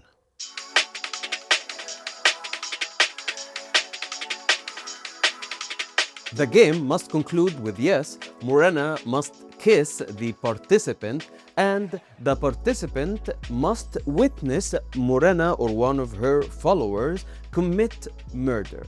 After those three conditions are met, doesn't matter the order, they are officially a player within the contagion game. Congrats, you are a part of Morena's secret society. That's awesome. And little by little, this disease that you are helping to spread will wipe out the entirety of the planet or the ship. Morena can infect up to 22 people with her ability, and in order to level up, you must kill people. Kill a normie. Normie is worth 1 level. Kill a non-user. Non-users are worth 10 levels. Kill a prince, and that is worth 50 level. If you reach 100 level, congratulations. You can start your own game and have your own followers, making you the parent in that scenario. Yes, it is 100% a pyramid scheme, but it is a pyramid scheme that actually works. Okay, one of my degrees now will come in handy, and I have to tell you something. Do you guys know why pyramid schemes always fail and they are a scam? It is very simple. If you get 6 people under you, and these 6 people, you successfully convince them on buying some bullshit snake oil type thing, and those 6 people get another 6 people under each one of them, and they also succeed into selling the same snake oil, and this cycle repeats and repeats and repeats, shaping a pyramid scheme. If this cycle continues for around, I don't know, 6 or 7 times, only 6 or 7 successful cycles, that's all that is needed. That way, you would have reached the entirety of planet Earth. And of course, 8 billion people don't want to buy some snake oil. And that is why pyramid schemes are scams and they always fail, simply because of math. But with the contagion game now, those infected are incentivized to kill people because they will gain levels. So that's a very high motivation. And by leveling up in the game, you are continuously taking out people and lowering the pool of potential people that might contribute in another contagion game. And the people who are leveling up are like, oh, dude, I'm having Nen right now, I'm having powers, I'm having abilities, I'm gonna keep on spreading this and spreading this and spreading this. So if 6 people reach level 100 and they successfully start their own game and they get another 6 people who reach level 100, good job. The entirety of the human race is gone. Mathematically speaking, that's a surefire way to end humanity. And that is how Morena plans to destroy this dung heap of a world. ジャイロはその時全てを理解した。宇宙は俺に興味がない。 I couldn't talk about Morena without mentioning Gyro. Now, I've always thought that Gyro is the final boss of the Hunter x Hunter world. And I mean, the way this character was introduced, like out of the blue, being the ruler of the NGL, and us having the promise that Gyro will return one day and he will meet with Gon. It's a very cool character, and I want to see him, and I want to know what will come of him. But all of that was my belief before we got that latest batch of chapters where we learned more about Morena and we learned more about the negotiation game. And if we are being realistic right now, what I think is going on is that in some sense, yes, you can say that Morena is Gyro, meaning that whatever aspects of the character Gyro that Togashi wanted to explore and the story that he wanted to tell with a character like Gyro, right now he can tell it with Morena because they do fit. And also a lot of other characters that Togashi wanted to explore in his previous work, Yu Yu Hakusho, can work with the character Morena. That is why it is an amazing character, because it is the accumulation of a lot of ideas that Togashi wanted to explore, and they are all funneled in to one character, Morena Prudo. So I do not mean that Morena is literally Gyro. However, I do see some narrative DNA of Gyro within Morena. And I do not think that Morena is a Dark Continent calamity. I think it's worse than that. And for now, I just have to say that Morena is the best villain that this story can offer in its current state. Every single danger and every single villain can be served through Morena, because once again, she is inevitable in that story. You just have to look at her for what she really is and what she represents. A natural disaster. The signs for her are there and cannot be ignored, yet for years and years, people just hand wave it away until it is simply too late and we cannot do anything about it. And that's how it usually is with natural disasters. And how ironic that the world-ending threat that really can erupt at any second now comes from a faker of a second track fake.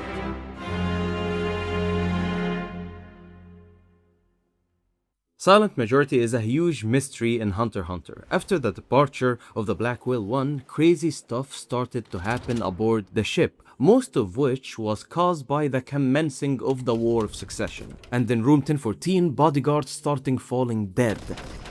After that, Kurapika announced the existence of Nen, and after that he announced that he will be conducting Nen classes. When the Nen classes started, the assassin struck again, and we caught a glimpse of it, that marionette that caused these weird deaths. The name of the power is Silent Majority. They were 11. The They Were 11 part of the name is a reference to a manga that was published in the 70s. It has the same name. It's an awesome mystery type of story. So you have these 10 people that were participating in some sort of an exam, and suddenly they realize that they are 11. There is one imposter among them, and they have to find out who is the imposter. And there is a lot of parallels between the story in the They Were 11 manga and what is happening in the Hunter x Hunter story. We will cover that later on in the video, but right now you should know that in this video we are going to solve this mystery. First, we will talk about the attacks, then we will exclude the people who most definitely are not Silent Majority, then we will talk about the top 3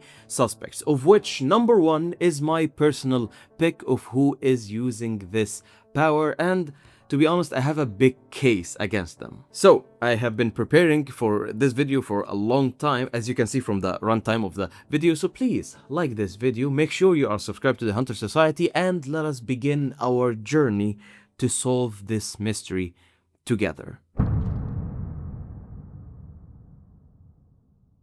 The first attack occurred in chapter 395, right after the departure of the Black Whale 1. Victim's name, Woody, one of the bodyguards assigned to Prince Wobble. The second attack happened in the same day. 4 other guards were taken out. The third attack happened on the second day of departure, during the Nen class in chapter 370. The victim was Bergen. The fourth attack happened in the third day of departure. The victim was Muhan.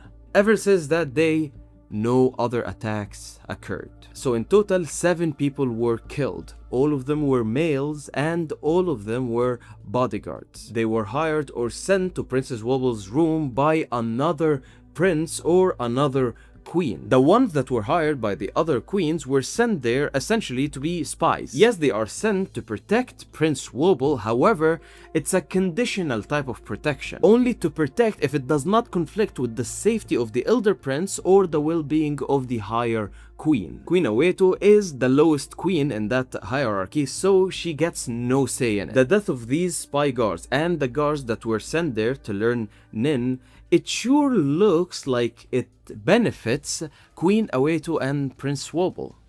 Everything in that room right now screams sus. You know, sus is too weak of a word to describe the atmosphere in room 1014. It's scary. Just take a look at the bodies that silent majority leaves behind. It's brutal. The way that power works is really something.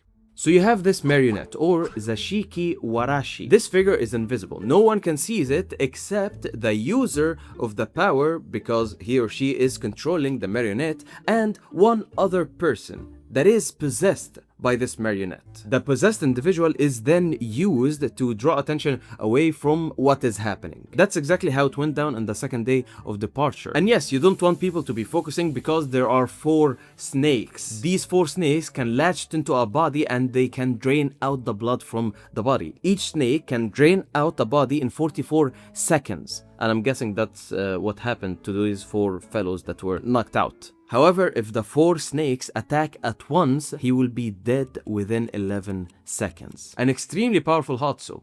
However, this does not necessarily mean that the user of silent majority is a veteran Nen user. You don't have to be extremely well versed in Nen or have massive aura reserve to use this type of power. Keep in mind that what makes this ability extremely powerful is the condition that is set by its users. First of all, the ability has a range of attack. When the marionette is summoned, it can only take out people within its range, 10 people. The 11th person in that range is the marionette itself, hence they were 11. The second major condition set in this power is that if the marionette were deactivated without killing anyone, the curse will rebound on the user and they will die. And this is very powerful. Setting this sort of a condition is a guaranteed way to develop a very strong ability. And remember, the snakes are conjured, meaning that they can be seen by everyone, making it a greater risk, because if you see one of these snakes and run away or fight the snakes or take out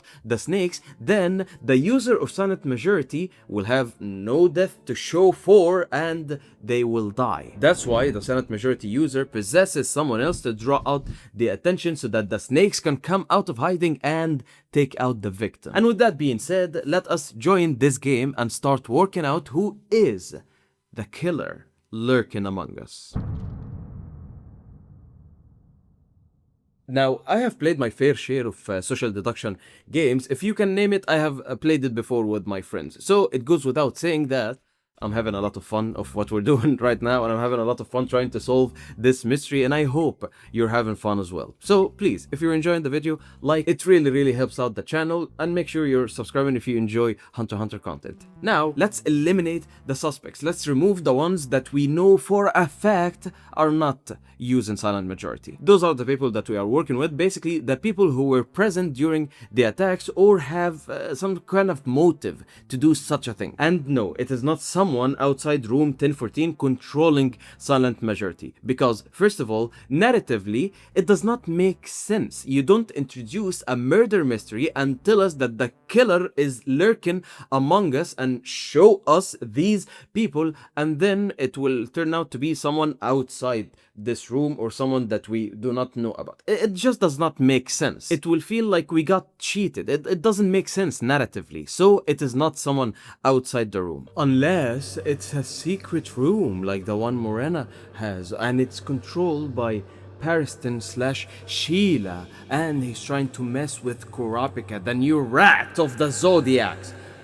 Nah, man, it seems far-fetched to me. I don't think it's someone outside the room, to be honest. No. And they know that Furikov has like really good Nen detection type thing. They mentioned that in their inner monologue, so it confirms that they are in room 1014. Let's start ruling out people. Shimono, she was cleared by Kurapika after the attack, plus she can't use Nen at all, so she's out. Bill also was cleared by Kurapika, and we already know his powers, so yeah, it's not Bill. It is not Longe because her powers were revealed in chapter 401, and we know the motives of Prince to Pepe, so yeah, she's out. Ilirida and Ladios. They don't know anything about Nen, and they seem terrified of attending the Nen class, so they're out. Lobbery is out because she was the one who silent majority possesses, so yeah, it cannot be her. Yuri is also a maid, and she is non-combatant, but Let's put a pin in that, okay? We will get back to it later. They got the seal of approval from the guardian spirit beast of Prince Halkenburg, so that already automatically rules them out. Yes, they can use Nen, but they are not aware that they are using Nen, and they are involved in another storyline, so I don't think they fit. No, out. Mushaho is kinda sus, not gonna lie. Like, he was sent there by Queen Swinko, and she outright said to her son that he must figure out something to do and try to survive. Maybe she tried to act on her own and try out this scheme by sending this guard who can use silent majority. And my boy over here says that he is on an important mission, and but no, I think it's out, because like the people of Prince Saleh are generally not good people. Like, the first prince that died, Prince Momose, was killed by one of Saleh's guard. And what throws a wrench into this whole theory is that Woody, the first guard that was taken out from silent majority, is a guard sent there by Swinko. So it just doesn't make sense for the assassin to take out one of his colleagues and to be the first one that is taken out. Nah, he's out. Unless he's playing some sort of 5D chess, you know, to eliminate one of his own in the very first day so that he gets no suspicion. I do not think it's him. And I obviously do not think it's Furikov, because we know what he's thinking all the time, so it's not Furikov. He's in fact playing the game with us. I love Furikov. Furikov is a great character. And it is definitely not Queen Aweito. She was just awakened by Kurapika, and it genuinely seems that she does not know what the is going on. It is obviously not Princess Wobble Guardian Spirit Beast, because it's a different type of Nen Beast, and that was confirmed by Kurapika. Kurapika said it is most definitely not Princess Wobble Guardian Spirit Beast. So can it be something other than the Guardian Spirit Beast? No, it's a baby. Wobble is it's a baby. No. Muar, you know, it's not him, because Kurapika awakened him and he definitely did not use Nen before the classes. Dungeon, we confirmed that he did not know of Nen. Bambiana has a counteractive type ability, so it does not work out. And it is most definitely not the 3 guards that were sent there by Zhang Li. None of them can use Nen. And finally, the last one that I will rule out as not the person using silent majority is Balarante.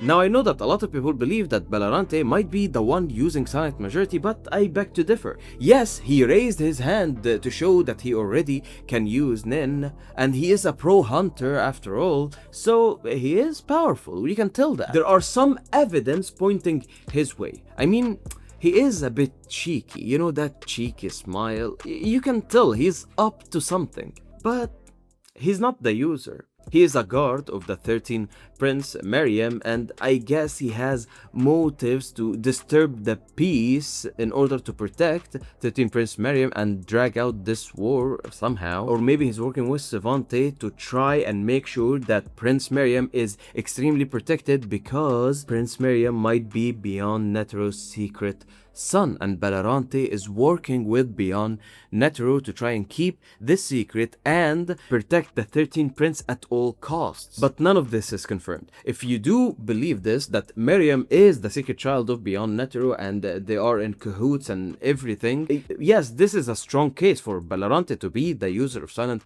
majority, but a lot of other stuff should be confirmed in order for that to work out, so it's a good case, but I don't think Balarante is the user. And he straight up calls out the guards that were killed by silent majority, saying that who goes to pee while they're a killer on the loose. So yeah, I think his role in this narratively is like saying what we are thinking, and it does make sense. And in a lot of ways, he adds some insights that is very helpful for us to try and build the case. However, he's not the user. Plus, Barajan also died from silent majority, and Barajan served Prince Miriam, so why would you kill a person you work with?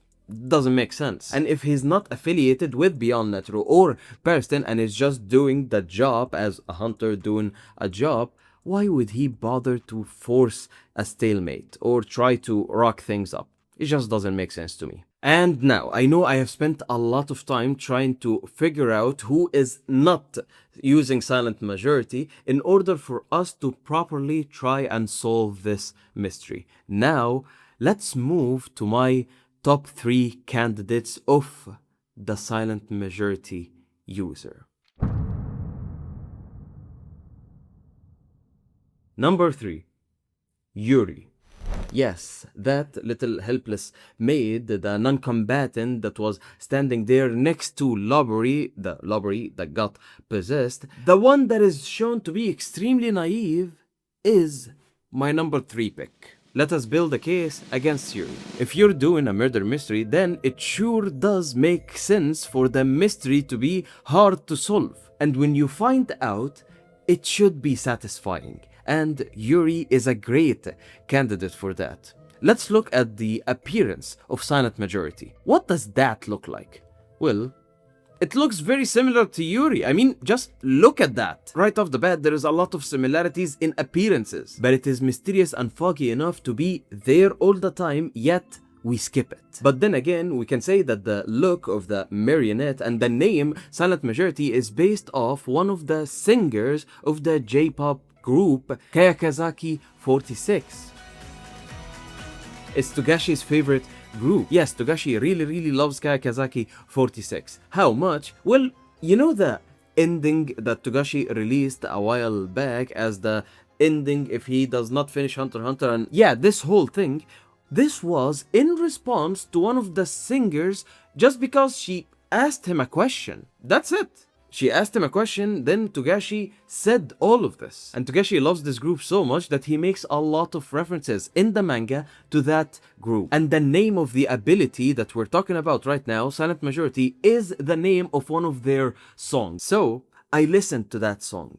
Then I watched the music video. Then I watched the live performances. Then I read the lyrics. I translated. I analyzed every single word in that song.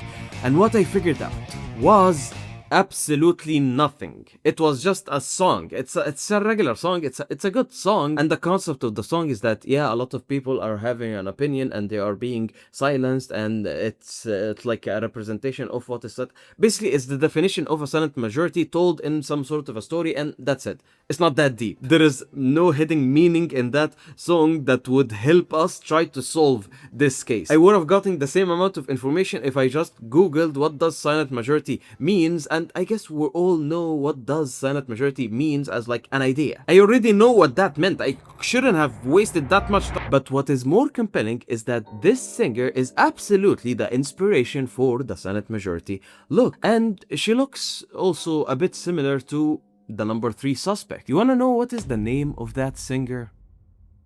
Yuri. Yana.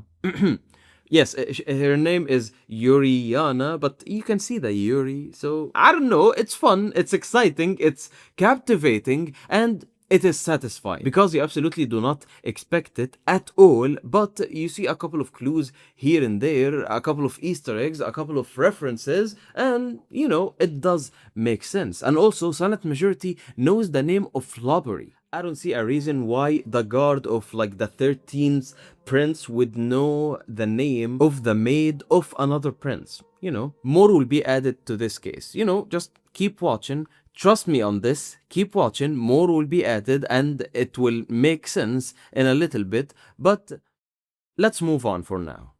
Number 2. Satobe. A quick refresher, Satobe is one of the guards sent there by 7th Prince losers, and he is in constant cahoots with 2nd Queen Duazo. What is the motive here? Well, 2nd Queen Duazo has multiple children participating in the War of Succession, the eldest being 2nd Queen Camilla. And with Camilla being the hothead that she is, it would make sense that her mother would try to cook up something in order to shake up the room, to take out the other guards of the other princes one by one, to leave them defenseless for an eventual takeover. All the people who died do not belong to any of Duazo's children, so it does check out. There's a panel where one of Princess Benjamin's guards is sent to Prince Loser's room, and he says that no one here can use Nen. But you know, I'm not a very good Nen analyst, not like Furikov, hinting that there might be a Nen user there, a good Nen user, that he can hide his Nen that well. And right then and there, when the silent majority puppet is spawned, it starts to talk shit. Other than that, there aren't really a lot of stuff disapproving him being the culprit. He is the most likely candidate because technically everything that we said about the previous suspect does not apply to him, making him a prime suspect. However, he is not my personal pick. Please, right now, I want you to type in the comments of the video who do you think silent majority is without skipping ahead. I want to know what do you think. And after you're done with the video, please let me know what do you think about my number one pick. And please leave a like on the video. It really helps out the channel. And without any further ado, this is the user of silent majority. It's no one. Hear me out, okay? And please be patient and all will be clear. It is not a singular person. It is a group of people. But if we have to choose one person to point out to, it would be a person that we dismissed from the very start of this video. And no, they are not in this panel, but indeed they are in room 1014. Just a bit to the left. It is Shimono. She is the murderer lurking among us. Yes, the maid of Queen Awetu is the user of silent majority. First of all, this is not a regular maid. No, she is an extremely competent person. When Kurapika got a phone call from 3 princes and asked to talk to the first prince, she acted on her own and forwarded the 3rd prince, duping Kurapika and putting him on the spot. Look at that face. Cunning, conniving, and a bit weird. Afterwards, she explained very clearly why she acted against his orders, because she knows the politics, she knows the royal family dynamics, and she knows that choosing to take 3rd Princess Zhangli's call was the best choice. And she was indeed right. And because of her action, that helped to keep Queen Awetu and Wobble safe. And remember that we mentioned at the beginning that the murders that happened, it kind of seems like they are helping Kurapika out, like they're taking out people that, you know, might cause some trouble for Prince Wobble. That because it fits her goal. She has a goal that benefits her. She wants to keep the kids safe as a giant FU to the whole system, a giant FU to the terrible things that empire committed. Out of all the people in that room, believe it or not, Shimono is the only one that we got a backstory for. We know where she comes from. We know that her family served the royals for generations. Both grandparents fulfilled their duties until their death, and her father and mother didn't. They became ill and they died. And on their dying bed, they told her to keep serving this family until she dies. And now I believe she is fulfilling this duty, but not to all of the royal families, because most of the royal families are lunatics, are really bad people. However, Queen Awetu and poor Prince Wobble, they have nothing to do with this. They have nothing to do with this madness that is going on. So of course, she would act in a way that will benefit them. She sees the good in some princes, and she is slowly taking out the guards of the corrupt ones to cause chaos and to weaken the princes, the maniacs that are participating in the war. Some of the eldest princes are conspiring to kill literal children just to take the throne. These are not good people, and Shimono knows that, and she's acting on it. And I have one thing that would really convince you that Shimono is really silent majority. That thing is Hakawari, Chapter 7, Bankruptcy. I meant to say Bandit Secret. I meant to say Godspeed. These are names of abilities, right? Do you see something in common with these names? You know, the names of these Hatsus. There's something in common. Quite simply, the names of the Hatsu, it represents something. It is not just a name that is there because it's cool. It has meaning, it has significance. Now, with silent majority, look at it this way.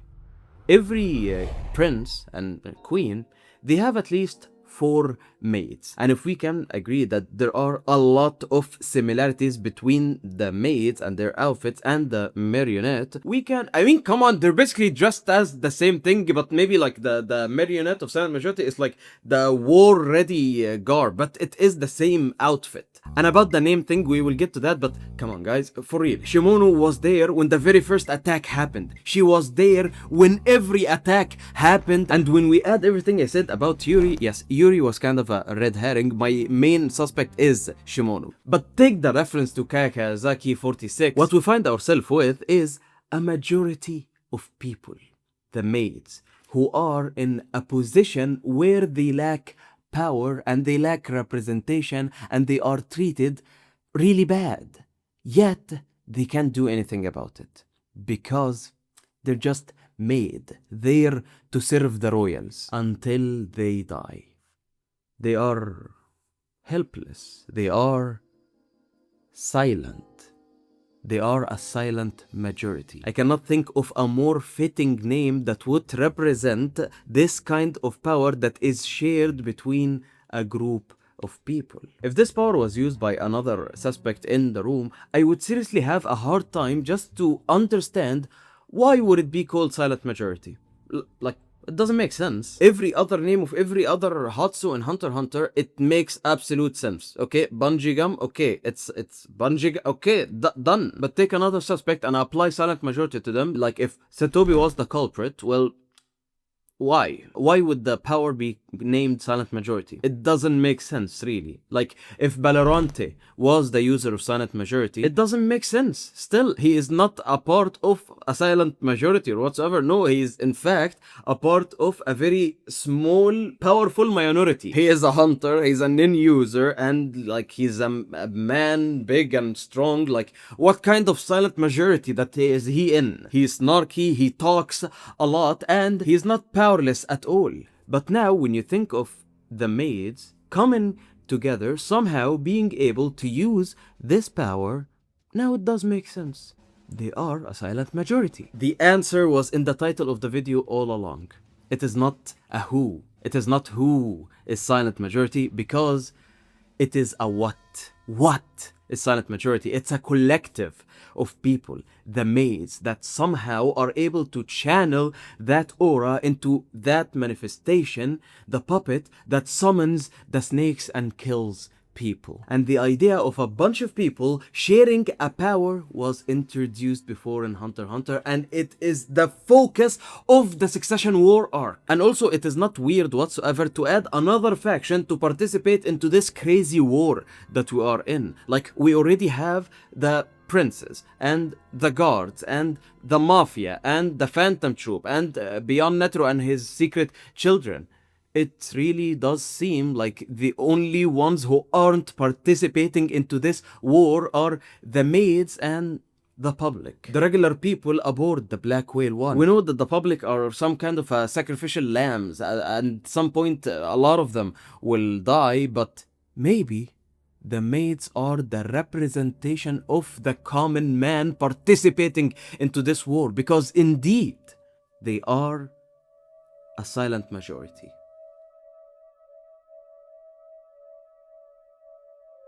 But, man, I don't know, like, yes, it sounds cool and all, but this theory is invalid, you know, because as we all know, and like I mentioned, Shimono was cleared by Kurapika, and Kurapika clearly questioned Shimono, and she said that she is not silent majority, so yeah, that's that, I guess. Or is it? Did she actually say that? I mean, looking back on it, something seems fishy. Did you attack Bergen? Bergen? The man who died? No, it wasn't me. Well, it technically wasn't her. I mean, it was the marionette who did the killing, but I digress. Can you use Nen? That's crazy. I never even heard of it until yesterday. Can you use Nen is a yes or no question. And she didn't answer. She didn't say yes or no. She just said that she never heard of Nen until yesterday. Well, doesn't have to be called Nen. Call it whatever you want. Some people are geniuses in using Nen and they do not even know that there is such thing as Nen. What was he called? Yeah, Meteor City Elder. Did he know of Nen? No. What was her name? Kamogi. Did Kamogi know of Nen? No. But she was able to use Nen. People can still manipulate aura and have superpowers without knowing the name. I'm telling you, something is extremely off about how gray these answers were. If only there was something else, something that will help us close this case once and for all. Well, there is. And yes, it's also in the name all along. They were 11. It's a manga, it's an old manga. Togashi probably read it when he was young and he enjoyed it, and all of that. And by the way, it was made into a movie, and the movie is available on YouTube. You can watch it, by the way. Okay, it's a cool story. It's a cool manga, and it's not a long read. It's like 4 chapters. It's really good. And like we mentioned, it's a mystery. So those 10 people participating into this test become something, and they agree with, and like some. Listen, I don't want to give a rundown of the whole story. It's a cool story. It has a lot of cool themes. It has a lot to do with discovering oneself. It questions the meaning of gender and the roles of society and all of that. In this specific moment, I don't care about any of that because I only care about one thing. What is in that manga that will tie this whole thing together and give us the answer once and for all? I found the connection, and spoiler warning, I am going to spoil who was the imposter in that story, okay? It's a story that was published in the 70s. Yes, okay, it's an old story. Spoiler warning, it was this guy. He was the imposter. Once again, that's the story that Togashi references in the name of the power silent majority. They were 11. He was revealed at the ending of the story. Now, why is he important? Because the main character of They Were 11, Tada, he has this special kinda intuitive power. When he touches someone's hand, he can tell if they are lying or not. And when he questions Rockhead, that's his name, he knows right away that he is lying. And right then and there, from the very beginning of the story, they found him. They found the imposter, but he just gaslights everyone and like tells them, no, I was just testing him. I was just seeing if the powers of Tada are working or not. I did not lie to him. I wasn't lying. I was just testing him. Okay, so he was tested at the very beginning by someone in that story that we know for sure, and everyone accepts that he has an extremely intuitive sense, and he can tell if someone is lying or not, and he got caught, but he was able to circumvent and fool the user of that intuitive power. He was able to cheat the lie detector test. Sounds familiar? It's right there. It's extremely obvious, yet you convince yourself that there is no chance. I mean, Kurapika cleared Shimono, so she's not silent majority. Come on, think again. Just like Tada questions his own powers and he questions himself and he explains that, some people can get around it and trick my powers, Kurapika, for no reason whatsoever, mentions the same thing. Back in chapter 348, that was the seed. That was the flaw in Kurapika's chain. Kurapika's abilities can be tricked. And the parallels with They Were 11 right now to me are obvious. I cannot see it any other way. Silent majority is a collective of people, a bunch of people. The maids, or maybe a mix between the maids, other servants, some of the public who are tired. They lived in the shadow long enough. They were oppressed. They have a lot of problems. They couldn't speak out, and now is the time for them to strike back. And at the center of that movement is Shimono, who I believe was the one controlling the marionette when the killing happened. Is Chrollo using Love Dial to find someone with an ability that would be able to defeat Hisoka? The answer is no. Technically, Chrollo can do that. After all, this power allows him to find his ideal partner for whatever he wants. However, this is not what he is doing at the moment. He is using this power to find his ideal partner to help him steal the treasures of the Kakin Empire, the relics that enable the War of Succession, the seed urn, the mummy, the blade, this stuff. Chrollo says that these treasures are the perfect prize for a thief. Thus, it fulfills the conditions to evolve Skill Hunter. I need rare, powerful abilities if I am going to defeat Hisoka. But before the usual activation conditions, I must steal a national treasure. Activation conditions here refers to the condition that have to be met before stealing an ability. Now, he needs to upgrade Skill Hunter or add or subtract some conditions in order to get some rare Nen ability. This rare and powerful ability that at the moment he cannot steal will help him for sure take out Hisoka. So please keep that in mind. He is using Love Dial to find someone to help him steal the treasures in order to upgrade the Skill Hunter in order to steal an ability that will help him take out Hisoka. Got it? That brings us to the next misconception that I see a lot, which is, does Chrollo need to execute a heist before stealing any power? The answer is no. I seriously do not know where did you get that from. I see it a lot. I see it in a lot of videos. I do not know.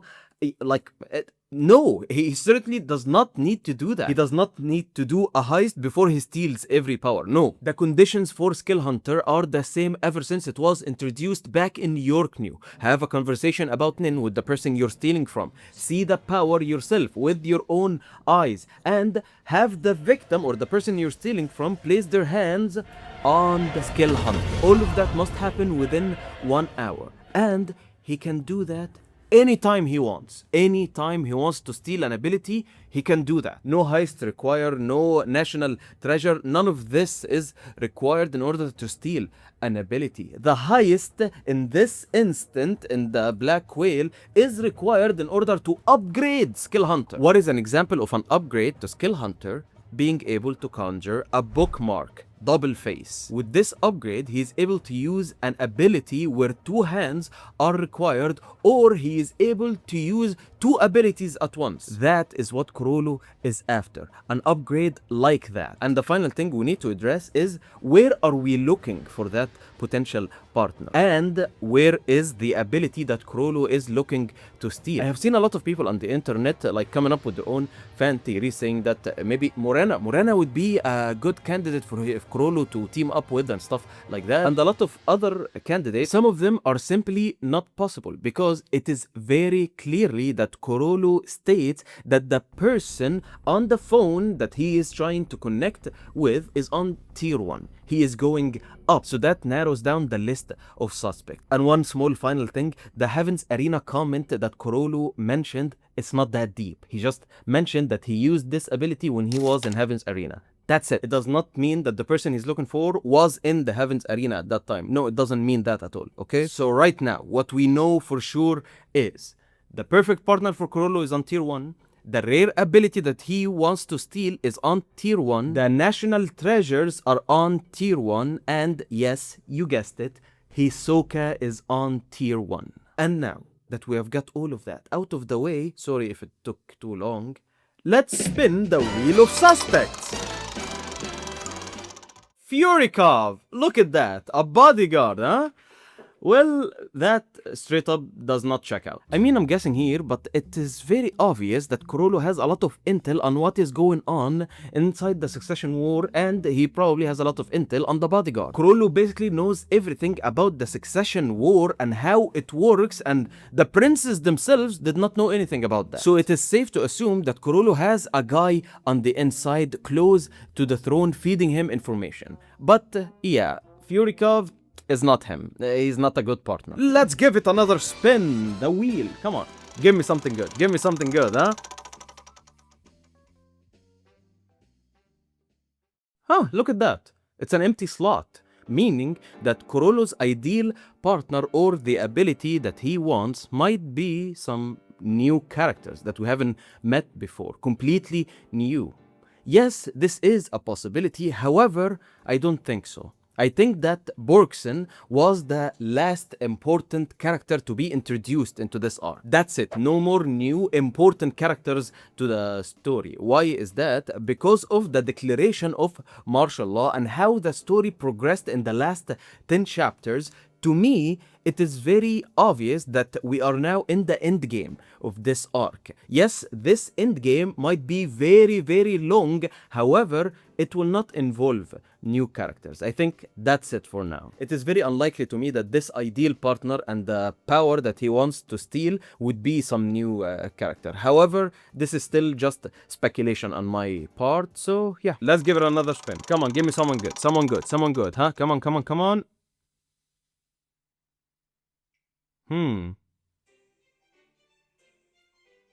Kurapika. Kurapika. Huh, that's very interesting. Like, I know it's the obvious answer, huh? I mean, Kurapika was actually the very first answer that popped into my mind when I first read this chapter, 406. Just imagine if that partner will end up being like Kurapika or something. Like, that's the ideal partner for Chrollo at this specific moment to do this specific things that he wants. Man, that will be awkward. Yeah, I remember that. Yeah, I remember when I had curly hair. That was weird. Anyway, it is both very unlikely and very on the nose for Kurapika to be the ideal partner for Chrollo. But I don't know. I think my very first intuition on that matter is not that weird. So let's study this suspect, okay? Let's think about it. So we have Chrollo.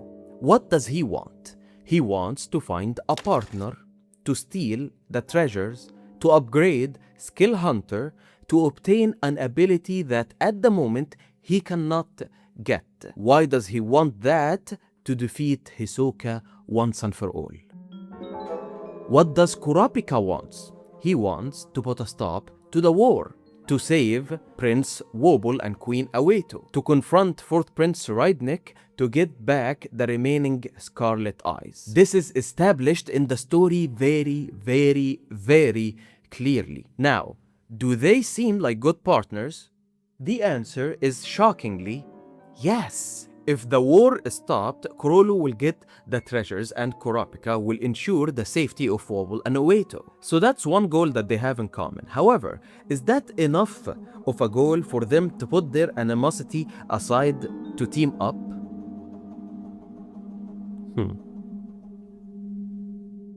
What does it mean to steal a powerful and rare ability? You see, that's where I'm stuck. That's what I'm stuck on. A rare and powerful ability. I think that the seed of the ability that he is after was hinted at from the start of this whole journey. Okay, we need to squeeze our brains for a second, and I need you to focus with me. All right? Let's put our heads together. I need you to focus with me. There are two types or two practices of Nen that got more screen time ever since the story of the Succession War arc begun, or the idea of the voyage to the Dark Continent was introduced. Two things that Nen can do got some extra care. What I'm talking about, well, first of all, is post-mortem Nen. Actually, Chrollo himself talked about post-mortem Nen a lot while he was explaining his Sun and Moon ability. And also, it goes without saying that this whole arc, the Succession War arc, is powered by post-mortem Nen. So let's put a pin in that. There was a disproportionate focus on post-mortem Nen in Hunter x Hunter lately. The second principle or second thing that is related to Nen that got extra care lately is abilities that requires Zetsu in order to activate. We saw a lot of ability that requires this specific mechanic. You have to activate Zetsu in order for the ability to work. We saw a lot of them in the Succession War arc, which leads me to this next statement that I'm going to say. I believe that the power that Chrollo is after is Princess Camilla's ability. Yes, he is after the cat, the ability that utilizes both Nen principles that we talked about. Camilla has to be in a state of Zets in order to activate it, and basically she have to die in order for the cat to come out and take the life of the person that killed her. Both principles, and it is of course very powerful because it utilizes post-mortem Nen. A power like this would for sure take out Hisoka. It will one-shot kill Hisoka. And if you think about it, it is not far-fetched at all to think that Chrollo knows about this power. Chrollo literally has intel about the Kakin Empire in total. He knows about the Succession War arc. He knows about the Guardian Spirit Beast. So, of course he knows about Camilla's ability. But the issue that Chrollo has at the moment is that he cannot steal that ability. Why he cannot steal it? Let's go over the conditions of Skill Hunter once again. Have a conversation about Nen. Oh well, that's pretty doable. Let the victim place their hand on the book. Okay, that's also doable. See the ability in action with your own eyes. Okay. That's why an upgrade is needed. How can you see an ability that requires the use of Zets, literally concealing your aura? And if you steal this power, how can you activate it when Zetsu is a requirement and you have to conjure your book, which is an ability? You see why it's a problem. You see why this ability cannot be stolen. Chrollo needs to upgrade Skill Hunter in order to be able to steal powers that requires Zets in order to activate, because at the moment this is for sure something that he cannot do, and this is the specific upgrade that he needs. And after he gets that power, he will be able to take out Hisoka. I believe that is his goal, but I don't think he will be able to achieve it, and I think that the story will go into another direction. And Chrollo, due to unforeseen circumstances, will end up stealing the powers of 4th Prince Stridnik. Oh my god, I just know it. I just know it that this motherfucker will steal Stridnik's power. I just know it. I just know it. I just know it. So, believe me, I just know it. I cannot prove it yet, but I just know it. Just stay with me, and I will give you my fan theory right now. Love Dial will connect Kurapika with Chrollo. Kurapika and Chrollo will agree to team up in order to halt the Succession War. However, Kurapika will not go willy-nilly with Chrollo just because he offers to stop the Succession War. No, Kurapika will make a contract with Chrollo. And how convenient that this idea of a literal Nen contract that can be signed from both parties was introduced in chapter 401 by Longe. And get this, Kurapika will be granted a one-time use of that ability. I believe that this contract will be made. The two parties are Chrollo and Kurapika. The contract terms are: Kurapika will help Chrollo steal the treasures. In return, Chrollo will help Kurapika to get the Scarlet Eyes back from Stridnik, closing the whole Kurta massacre circle. When they start doing that, they will realize how powerful Stridnik is at Nen. And Chrollo then will be able to upgrade Skill Hunter, and he will realize that this Nen of Stridnik is the power that he should put his eyes on and should steal. Because Chrollo stealing this specific ability was hinted at and was set up in chapter 377. The troop is set to hunt down Hisoka. Banolonov and Shizuku are with Chrollo. Literally. And I mean literally, out of nowhere, for no reason whatsoever, Shizuku asks Chrollo to read her fortune, to use Neon Nostrad's ability. Chrollo goes, I can't use that power anymore. It is not in my book. Like when you are reading, like, oh yeah, remember that ability that can tell the future? Chrollo doesn't have it anymore. You know how the book, the Bandit Secret book, had an ability that can tell the future, and now it doesn't have an ability that can tell the future? I'm just saying, Why would you bring up a future-seeing ability? It's gonna get real good, just stay with me. Why would you bring up a future-seeing ability that haven't been mentioned in the story for so long right now? And we didn't get any payoff from that encounter. the payoff is yet to come. Because what do you know? After chapter 377, you keep flipping the pages and... oh my god, look! Fourth Prince Saridnik just unlocked a new ability. He can see the future. Wait a minute. What is this beast behind him that he conjured? Would you look at the design of that beast? Oh, it has the, 666. The mark of the beast. The devil's number, Satan and stuff. Lucifer. It is at times like this that I feel like I am really on to something, or maybe I am way off. It just seems so obvious to me. Like, why would the design have a 666 on it? Why would you bring a future telling ability that Chrollo doesn't have, and right after that introduce a future telling ability? I don't know.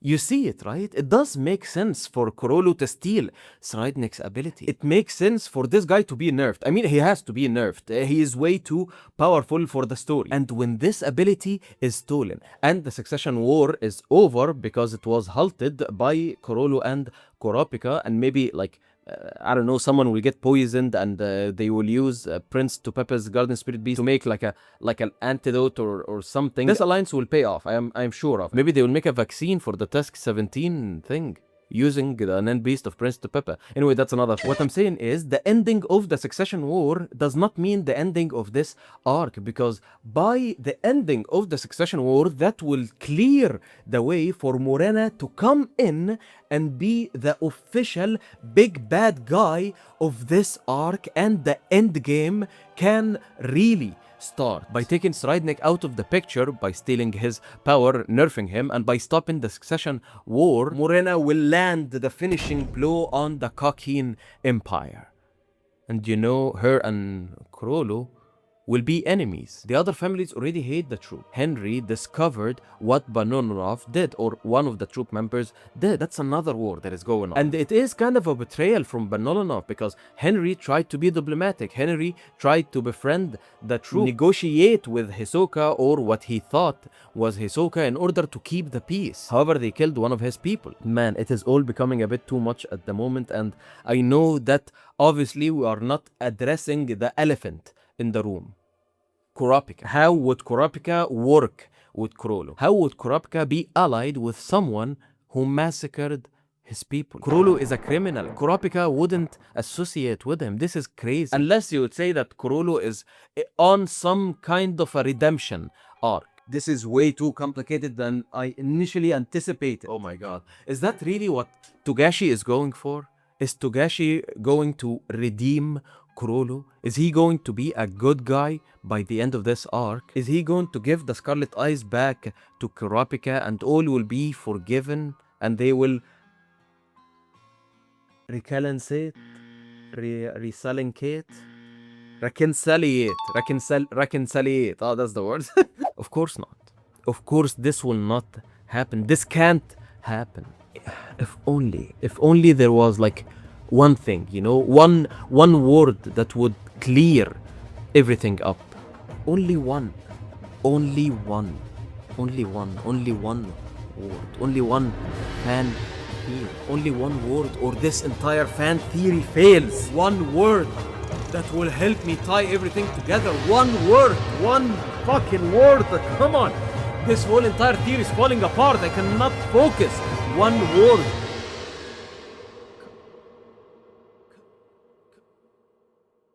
Komugi.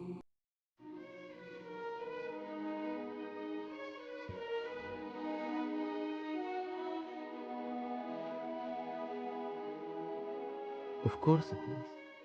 Of course, Chrollo is not beyond redemption. In fact, within this arc, we saw a side of him that we have never seen before. We saw his innocence as a child. And yes, I believe that this was an attempt to humanize Chrollo and to give us a window to see the bad stuff that happened to him when he was young and that made him the way he is. To see the stuff that broke the young man. And it turned out that the people that were responsible for the bad stuff that happened to him were tied to the HxH Empire. So there's that. And then there is also Kurapika, the one guy that had a chance to walk the same path that Chrollo walked, but he chose not to. That is where Chrollo will try and fix what he did by giving the scarlet eyes back to Kurapika. Now, is that enough for him to be forgiven for the sins that he committed? Of course not. Nothing can justify the horrific things that he and the troop have committed. But then again, I ask you, how did you feel when you saw this?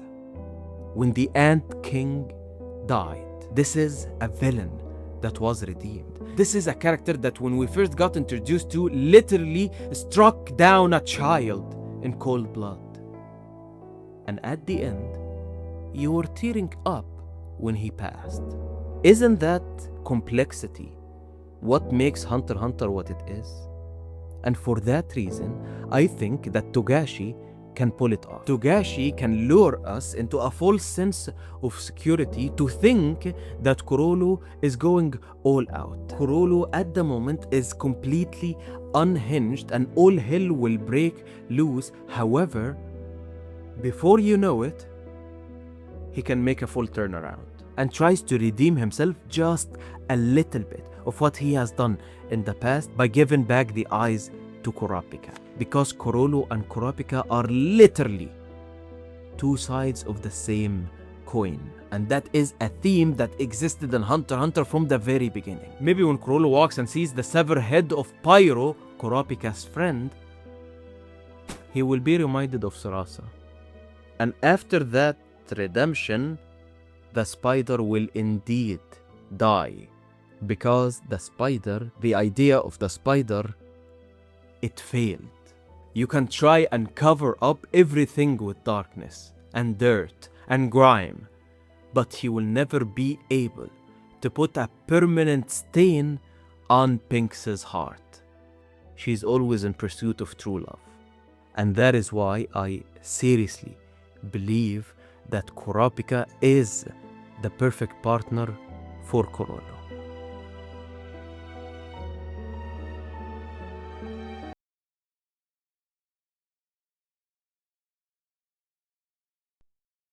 What if I told you that the Beyond Netero secret child bloodline can be solved entirely within the same room that it was revealed in? Queen Ueto and Prince Wobble. Both of them are the secret. And this revelation will set up one of the greatest twists in the Succession War arc and maybe in all of Hunter x Hunter. The theory is that the secret child of Beyond Netero is not actually a prince, but a queen. Queen Ueto is the daughter of Beyond Netero, making Prince Wobble the granddaughter of Beyond Netero. And from the beginning, I'm telling you, when I first came across this fan theory, I completely dismissed it. I thought it was way out there, it was a reach. I mean, I myself am a Sraidnik is the secret child type of guy, but after reading it and doing my own research and tweaking the theory a bit, I think we might have solved it. So, here it is. The 8th Queen Ueto theory explained.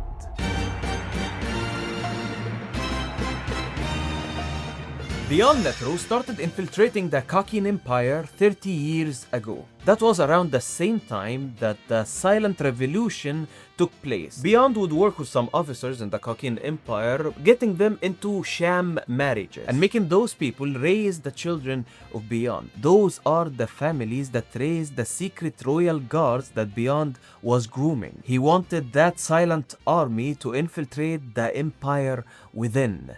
Those were Longi's parents. And if we can read between the line, some of those people that got into those sham marriages are the parents of Salkov. What I want you to get from this is that this guy was infiltrating the empire and plotting his plan for a really long time. And now we need to take a look at the rulebook. What are the rules to participate in the succession war? Well, first, you have to be born from an official queen, and you need to keep in mind that King Nasubi is not a loyal guy. He's not loyal to his wives. I mean, this sentence alone is pretty cursed. But I think you get what I'm saying. A messed up empire like Kakin would indulge in lots of festivals that resulted in a lot of...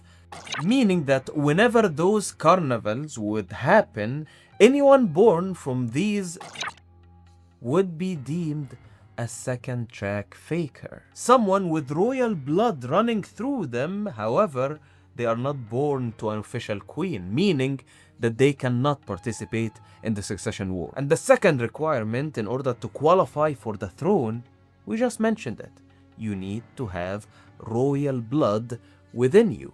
In chapter 349, the text box that explained what are guardian spirit beast says, a Nen beast created at the time of death by a powerful desire for perpetuation of one's descendants, possesses someone closely related to the dead. Related. And that is a direct requirement. Yes, the princes do not have to be direct children of Nasubi, but if they don't have royal blood within them, the seed urn will not activate. They will not have a guardian spirit beast. The spirit beast is directly tied to the ancestors of the Kakin Empire. Let's take a look at third Prince Zhangli. He calls the Mafia boss of the Ziyu family, Ongyong Longbao, father. When this first came out, I remember people saying that he may be calling him father as a sign of respect, you know? He's the father of this Mafia family, so it's like Don Corleone, you know? No, that's not what's happening. He called him father because he is his biological father. Yes, this onion had relations with the king's wife, and now Zhangli has both royal blood within him, and he is the son of an official queen. And would you look at that, an Nen beast manifested for him in the succession war. The same case can be applied for 7th Prince Lucerys. It's too similar to Zhangli's situation. It's not at all far-fetched to speculate that Lucerys' real father, biological father, is Broccoli. They do look alike, they have the same hair, and with the rules that we just established, it does check out. And the reason I spent a lot of time explaining this is to show that these two conditions have to be met in order to participate in the war. Now let's talk about what do we know about Queen Oeto.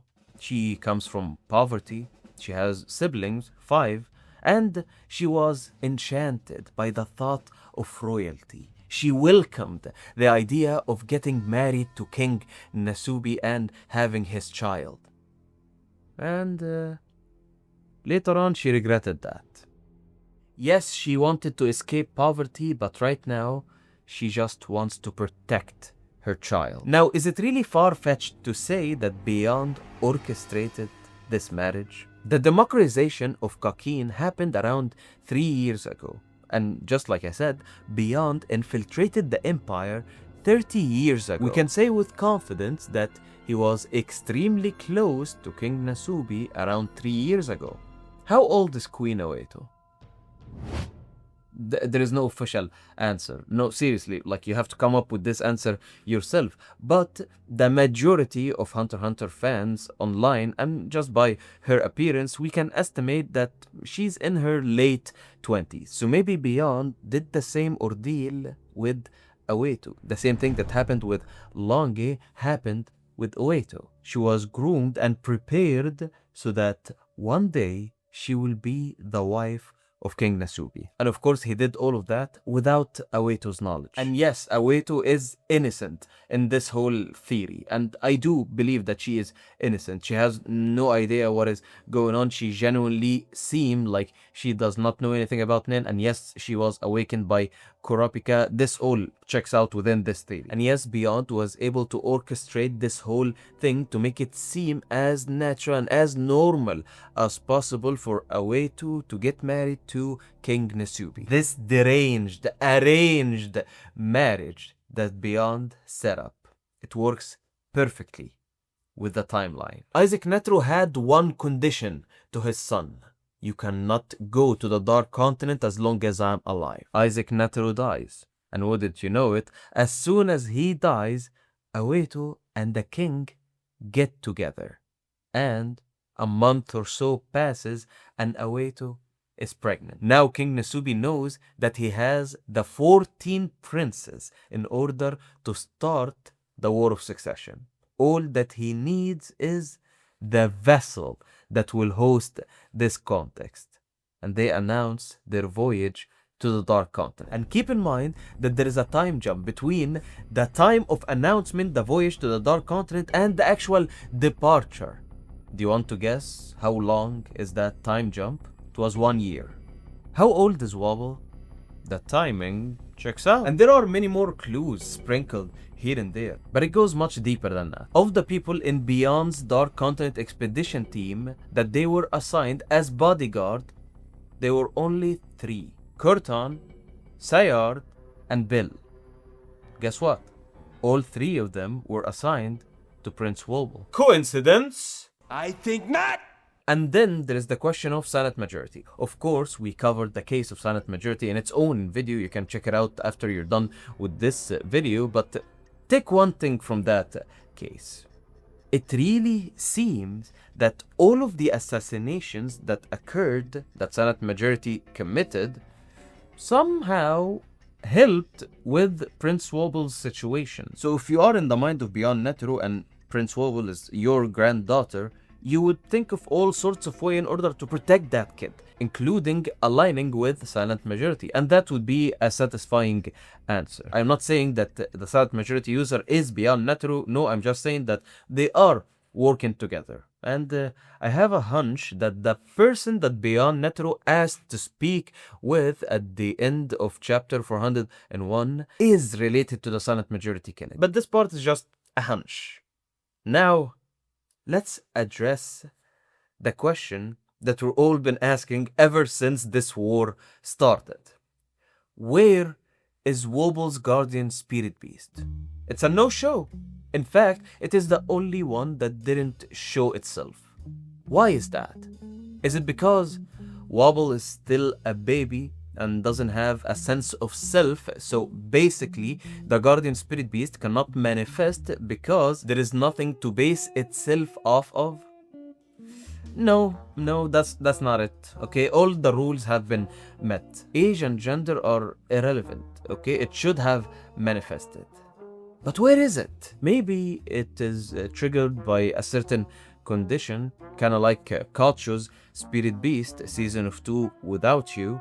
I mean, she first had to die, or her sister had to die, in order for the spirit beast to take shape of the falling prince. I mean, yeah, maybe. But why would it be that type of a Nen base? That would be extremely repetitive, and I don't see any condition that would work in Princess Wobble scenario to be met. No, let's rule this possibility out. It doesn't make sense. It just does not work with the story that is being told right now. Some fans think that it's maybe more symbolic than that, and actually Kurapika is the guardian spirit beast, and he will gain some more strength and powers in order to keep the little girl and her mother safe. I definitely see that, okay? I see the meaning that can be derived from that, with Kurapika focusing on saving and protecting and nurturing and leaving his revenge behind. I see it. There is some good things thematically that can come from something like that, so maybe that's not too much of an out there fan theory. But what if I told you I have more compelling evidence and a stronger case on the whereabouts of Wobble's guardian spirit beast? In fact, it's right here, and right here, also here, and you guessed it, it is also right here. Let's reread what Longe said to Kurapika and Bill when she was explaining what Beyond Netero did. At birth, he awakened his children. They were able to use Nen from birth. And also, he placed a Nen curse within. And as a side effect, they were able to use Nen from birth. And I do not think that Beyond did the same thing with his daughter, Aweto, but I think he did it with Wobble. he awakened Prince Wobble. Do you know what happens if a small child is awakened to Nen? Their survival instinct will kick in. And yes, that is explained multiple times in the story. We could use Nen since we were born. Newborns with Nen instinctively learn Ten and Zets quickly to prevent fatigue. Yes, I do think that Wobble is an awakened child and they are in a state of Zets. That is why we cannot see their guardian spirit beast. The only time that we caught a glimpse that something is happening, the only time that we saw something since the war started was that Vum that came out. But as soon as Kurapika turns his head, maybe Wobble broke his state of Zets for a second, just as the guardian spirit beast manifested. The thing that we know for sure 100% is that is aura coming out of that baby. And the thing that I love the most about this theory is that everything related to that theory was explained before in their own part of the story. So it is established as rules in this world. We know for a fact that babies can use Nen and their instinct will act up if they are awakened from birth. And we know when that happened that they go into a state of Zets to prevent fatigue. We know that. That was established as part of the rules in that world. We also know for a fact that Beyond Netero infiltrated the Kakin Empire around 30 years ago. And we know that Oetu is around 30 years old. And we know that by using Zets, the spirit beast will disappear. And we know the rules to participate of the succession war. All of these little things that make up this fan theory was explained heavily in the story, so that in the back of our mind we just know that this is just how this world works. So if it was revealed later on that this is what is happening with Prince Wobble and her guardian spirit beast, it wouldn't come as a shock. It wouldn't be just a twist that came out of nowhere. No, it will be completely valid. It would make absolute sense. And you know, for the longest time I thought that Sraidnik is the secret child, but after going through this theory and re-examining the conditions that has to be met in order to participate in the succession war, I have to say that, yeah, Wobble is the better candidate here. Even though there is a lot of visual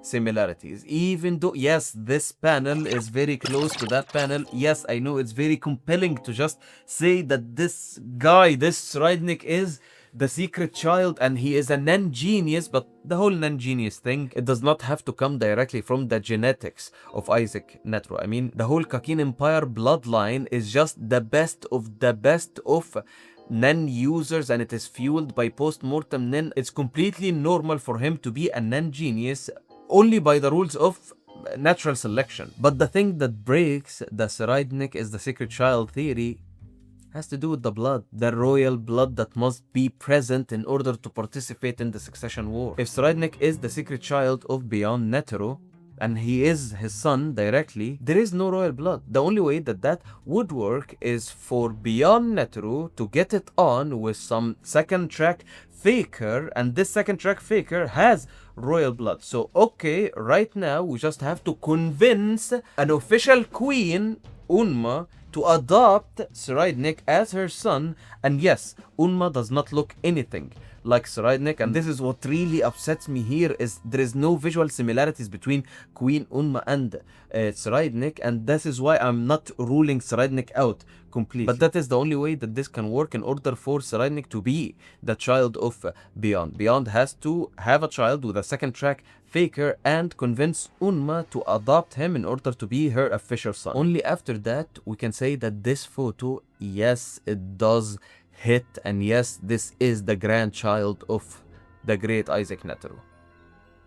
By the way, if we're talking photos here and using panels as evidence and visual clues and a storytelling device in order to give great foreshadowing, well, let's take a look at the very first panel that had all the royals together. All of them are here. Well, all except Wobble.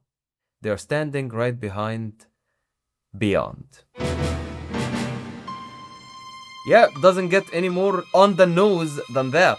And yes, this will definitely change the way you look at the story from now on, because indeed the evidence are overwhelming. And now you will understand why Queen Awetu is that important and why there is a lot of focus on her and a lot of character development on her. You will see that they do have similar hair. You will understand the Guardian Spirit Beast situation, silent majority, the whole Nen to newborn info, the timing. Oh, the timing. The timing is just works so perfectly. And of course, the drama. Oh, the drama. Oh, think of the drama that can be birthed from this ordeal. It lines up perfectly with the style of Yoshihiro Togashi. Lange is willing to grant Kurapika a Nen buff, also is willing to grant him a one-time use of her ability. And remember, Kurapika wants that alliance with Prince Tupepe. But what is at stake here? What is the thing that Lange really wants? She wants to be the one to take revenge on her biological father, and she will do that by spoiling his plans. She will do that by killing the secret prince. What if Kurapika agrees to that condition? And it turns out that it was actually Awetu is the daughter and Wobble the granddaughter. How twisted is that? Would Kurapika break the contract, going into a state of forced zets for 1 week just because he breached the contract in order to save Awetu and Wobble?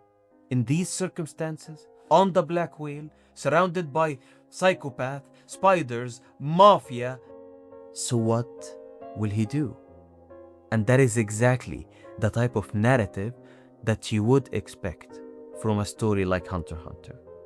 And I am waiting to learn more. And it is not lost on me at all the similarities between Lange's desires for revenge and Kurapika's.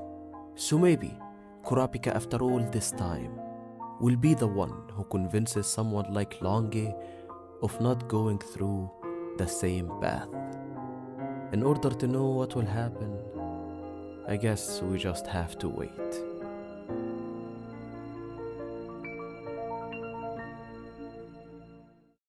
Thank you so much for watching and reaching the end of the video. Please make sure you are subscribed and make sure you turn on all notifications. Yes, this is important nowadays to turn on all notifications. I have turned off my phone. I have cancelled my vacation, delayed the birth of my child, pulled off my investment plans in order to retire early. I've asked my therapist for a refund. I don't need to work out. I don't need to eat a lot of food. I don't need to drink what? Maybe I need to drink water. I did all of that just so that I can dedicate myself to enjoy and analyze every single details on the new chapters. I am so excited and I'll be extremely happy to have you along with me on that little detour. Become a member of the Hunter Society today. Today is indeed a good day. Hunter x Hunter is back. You can smile again, if I dare say. All right, I'll see you back very soon. Have a good one, you guys.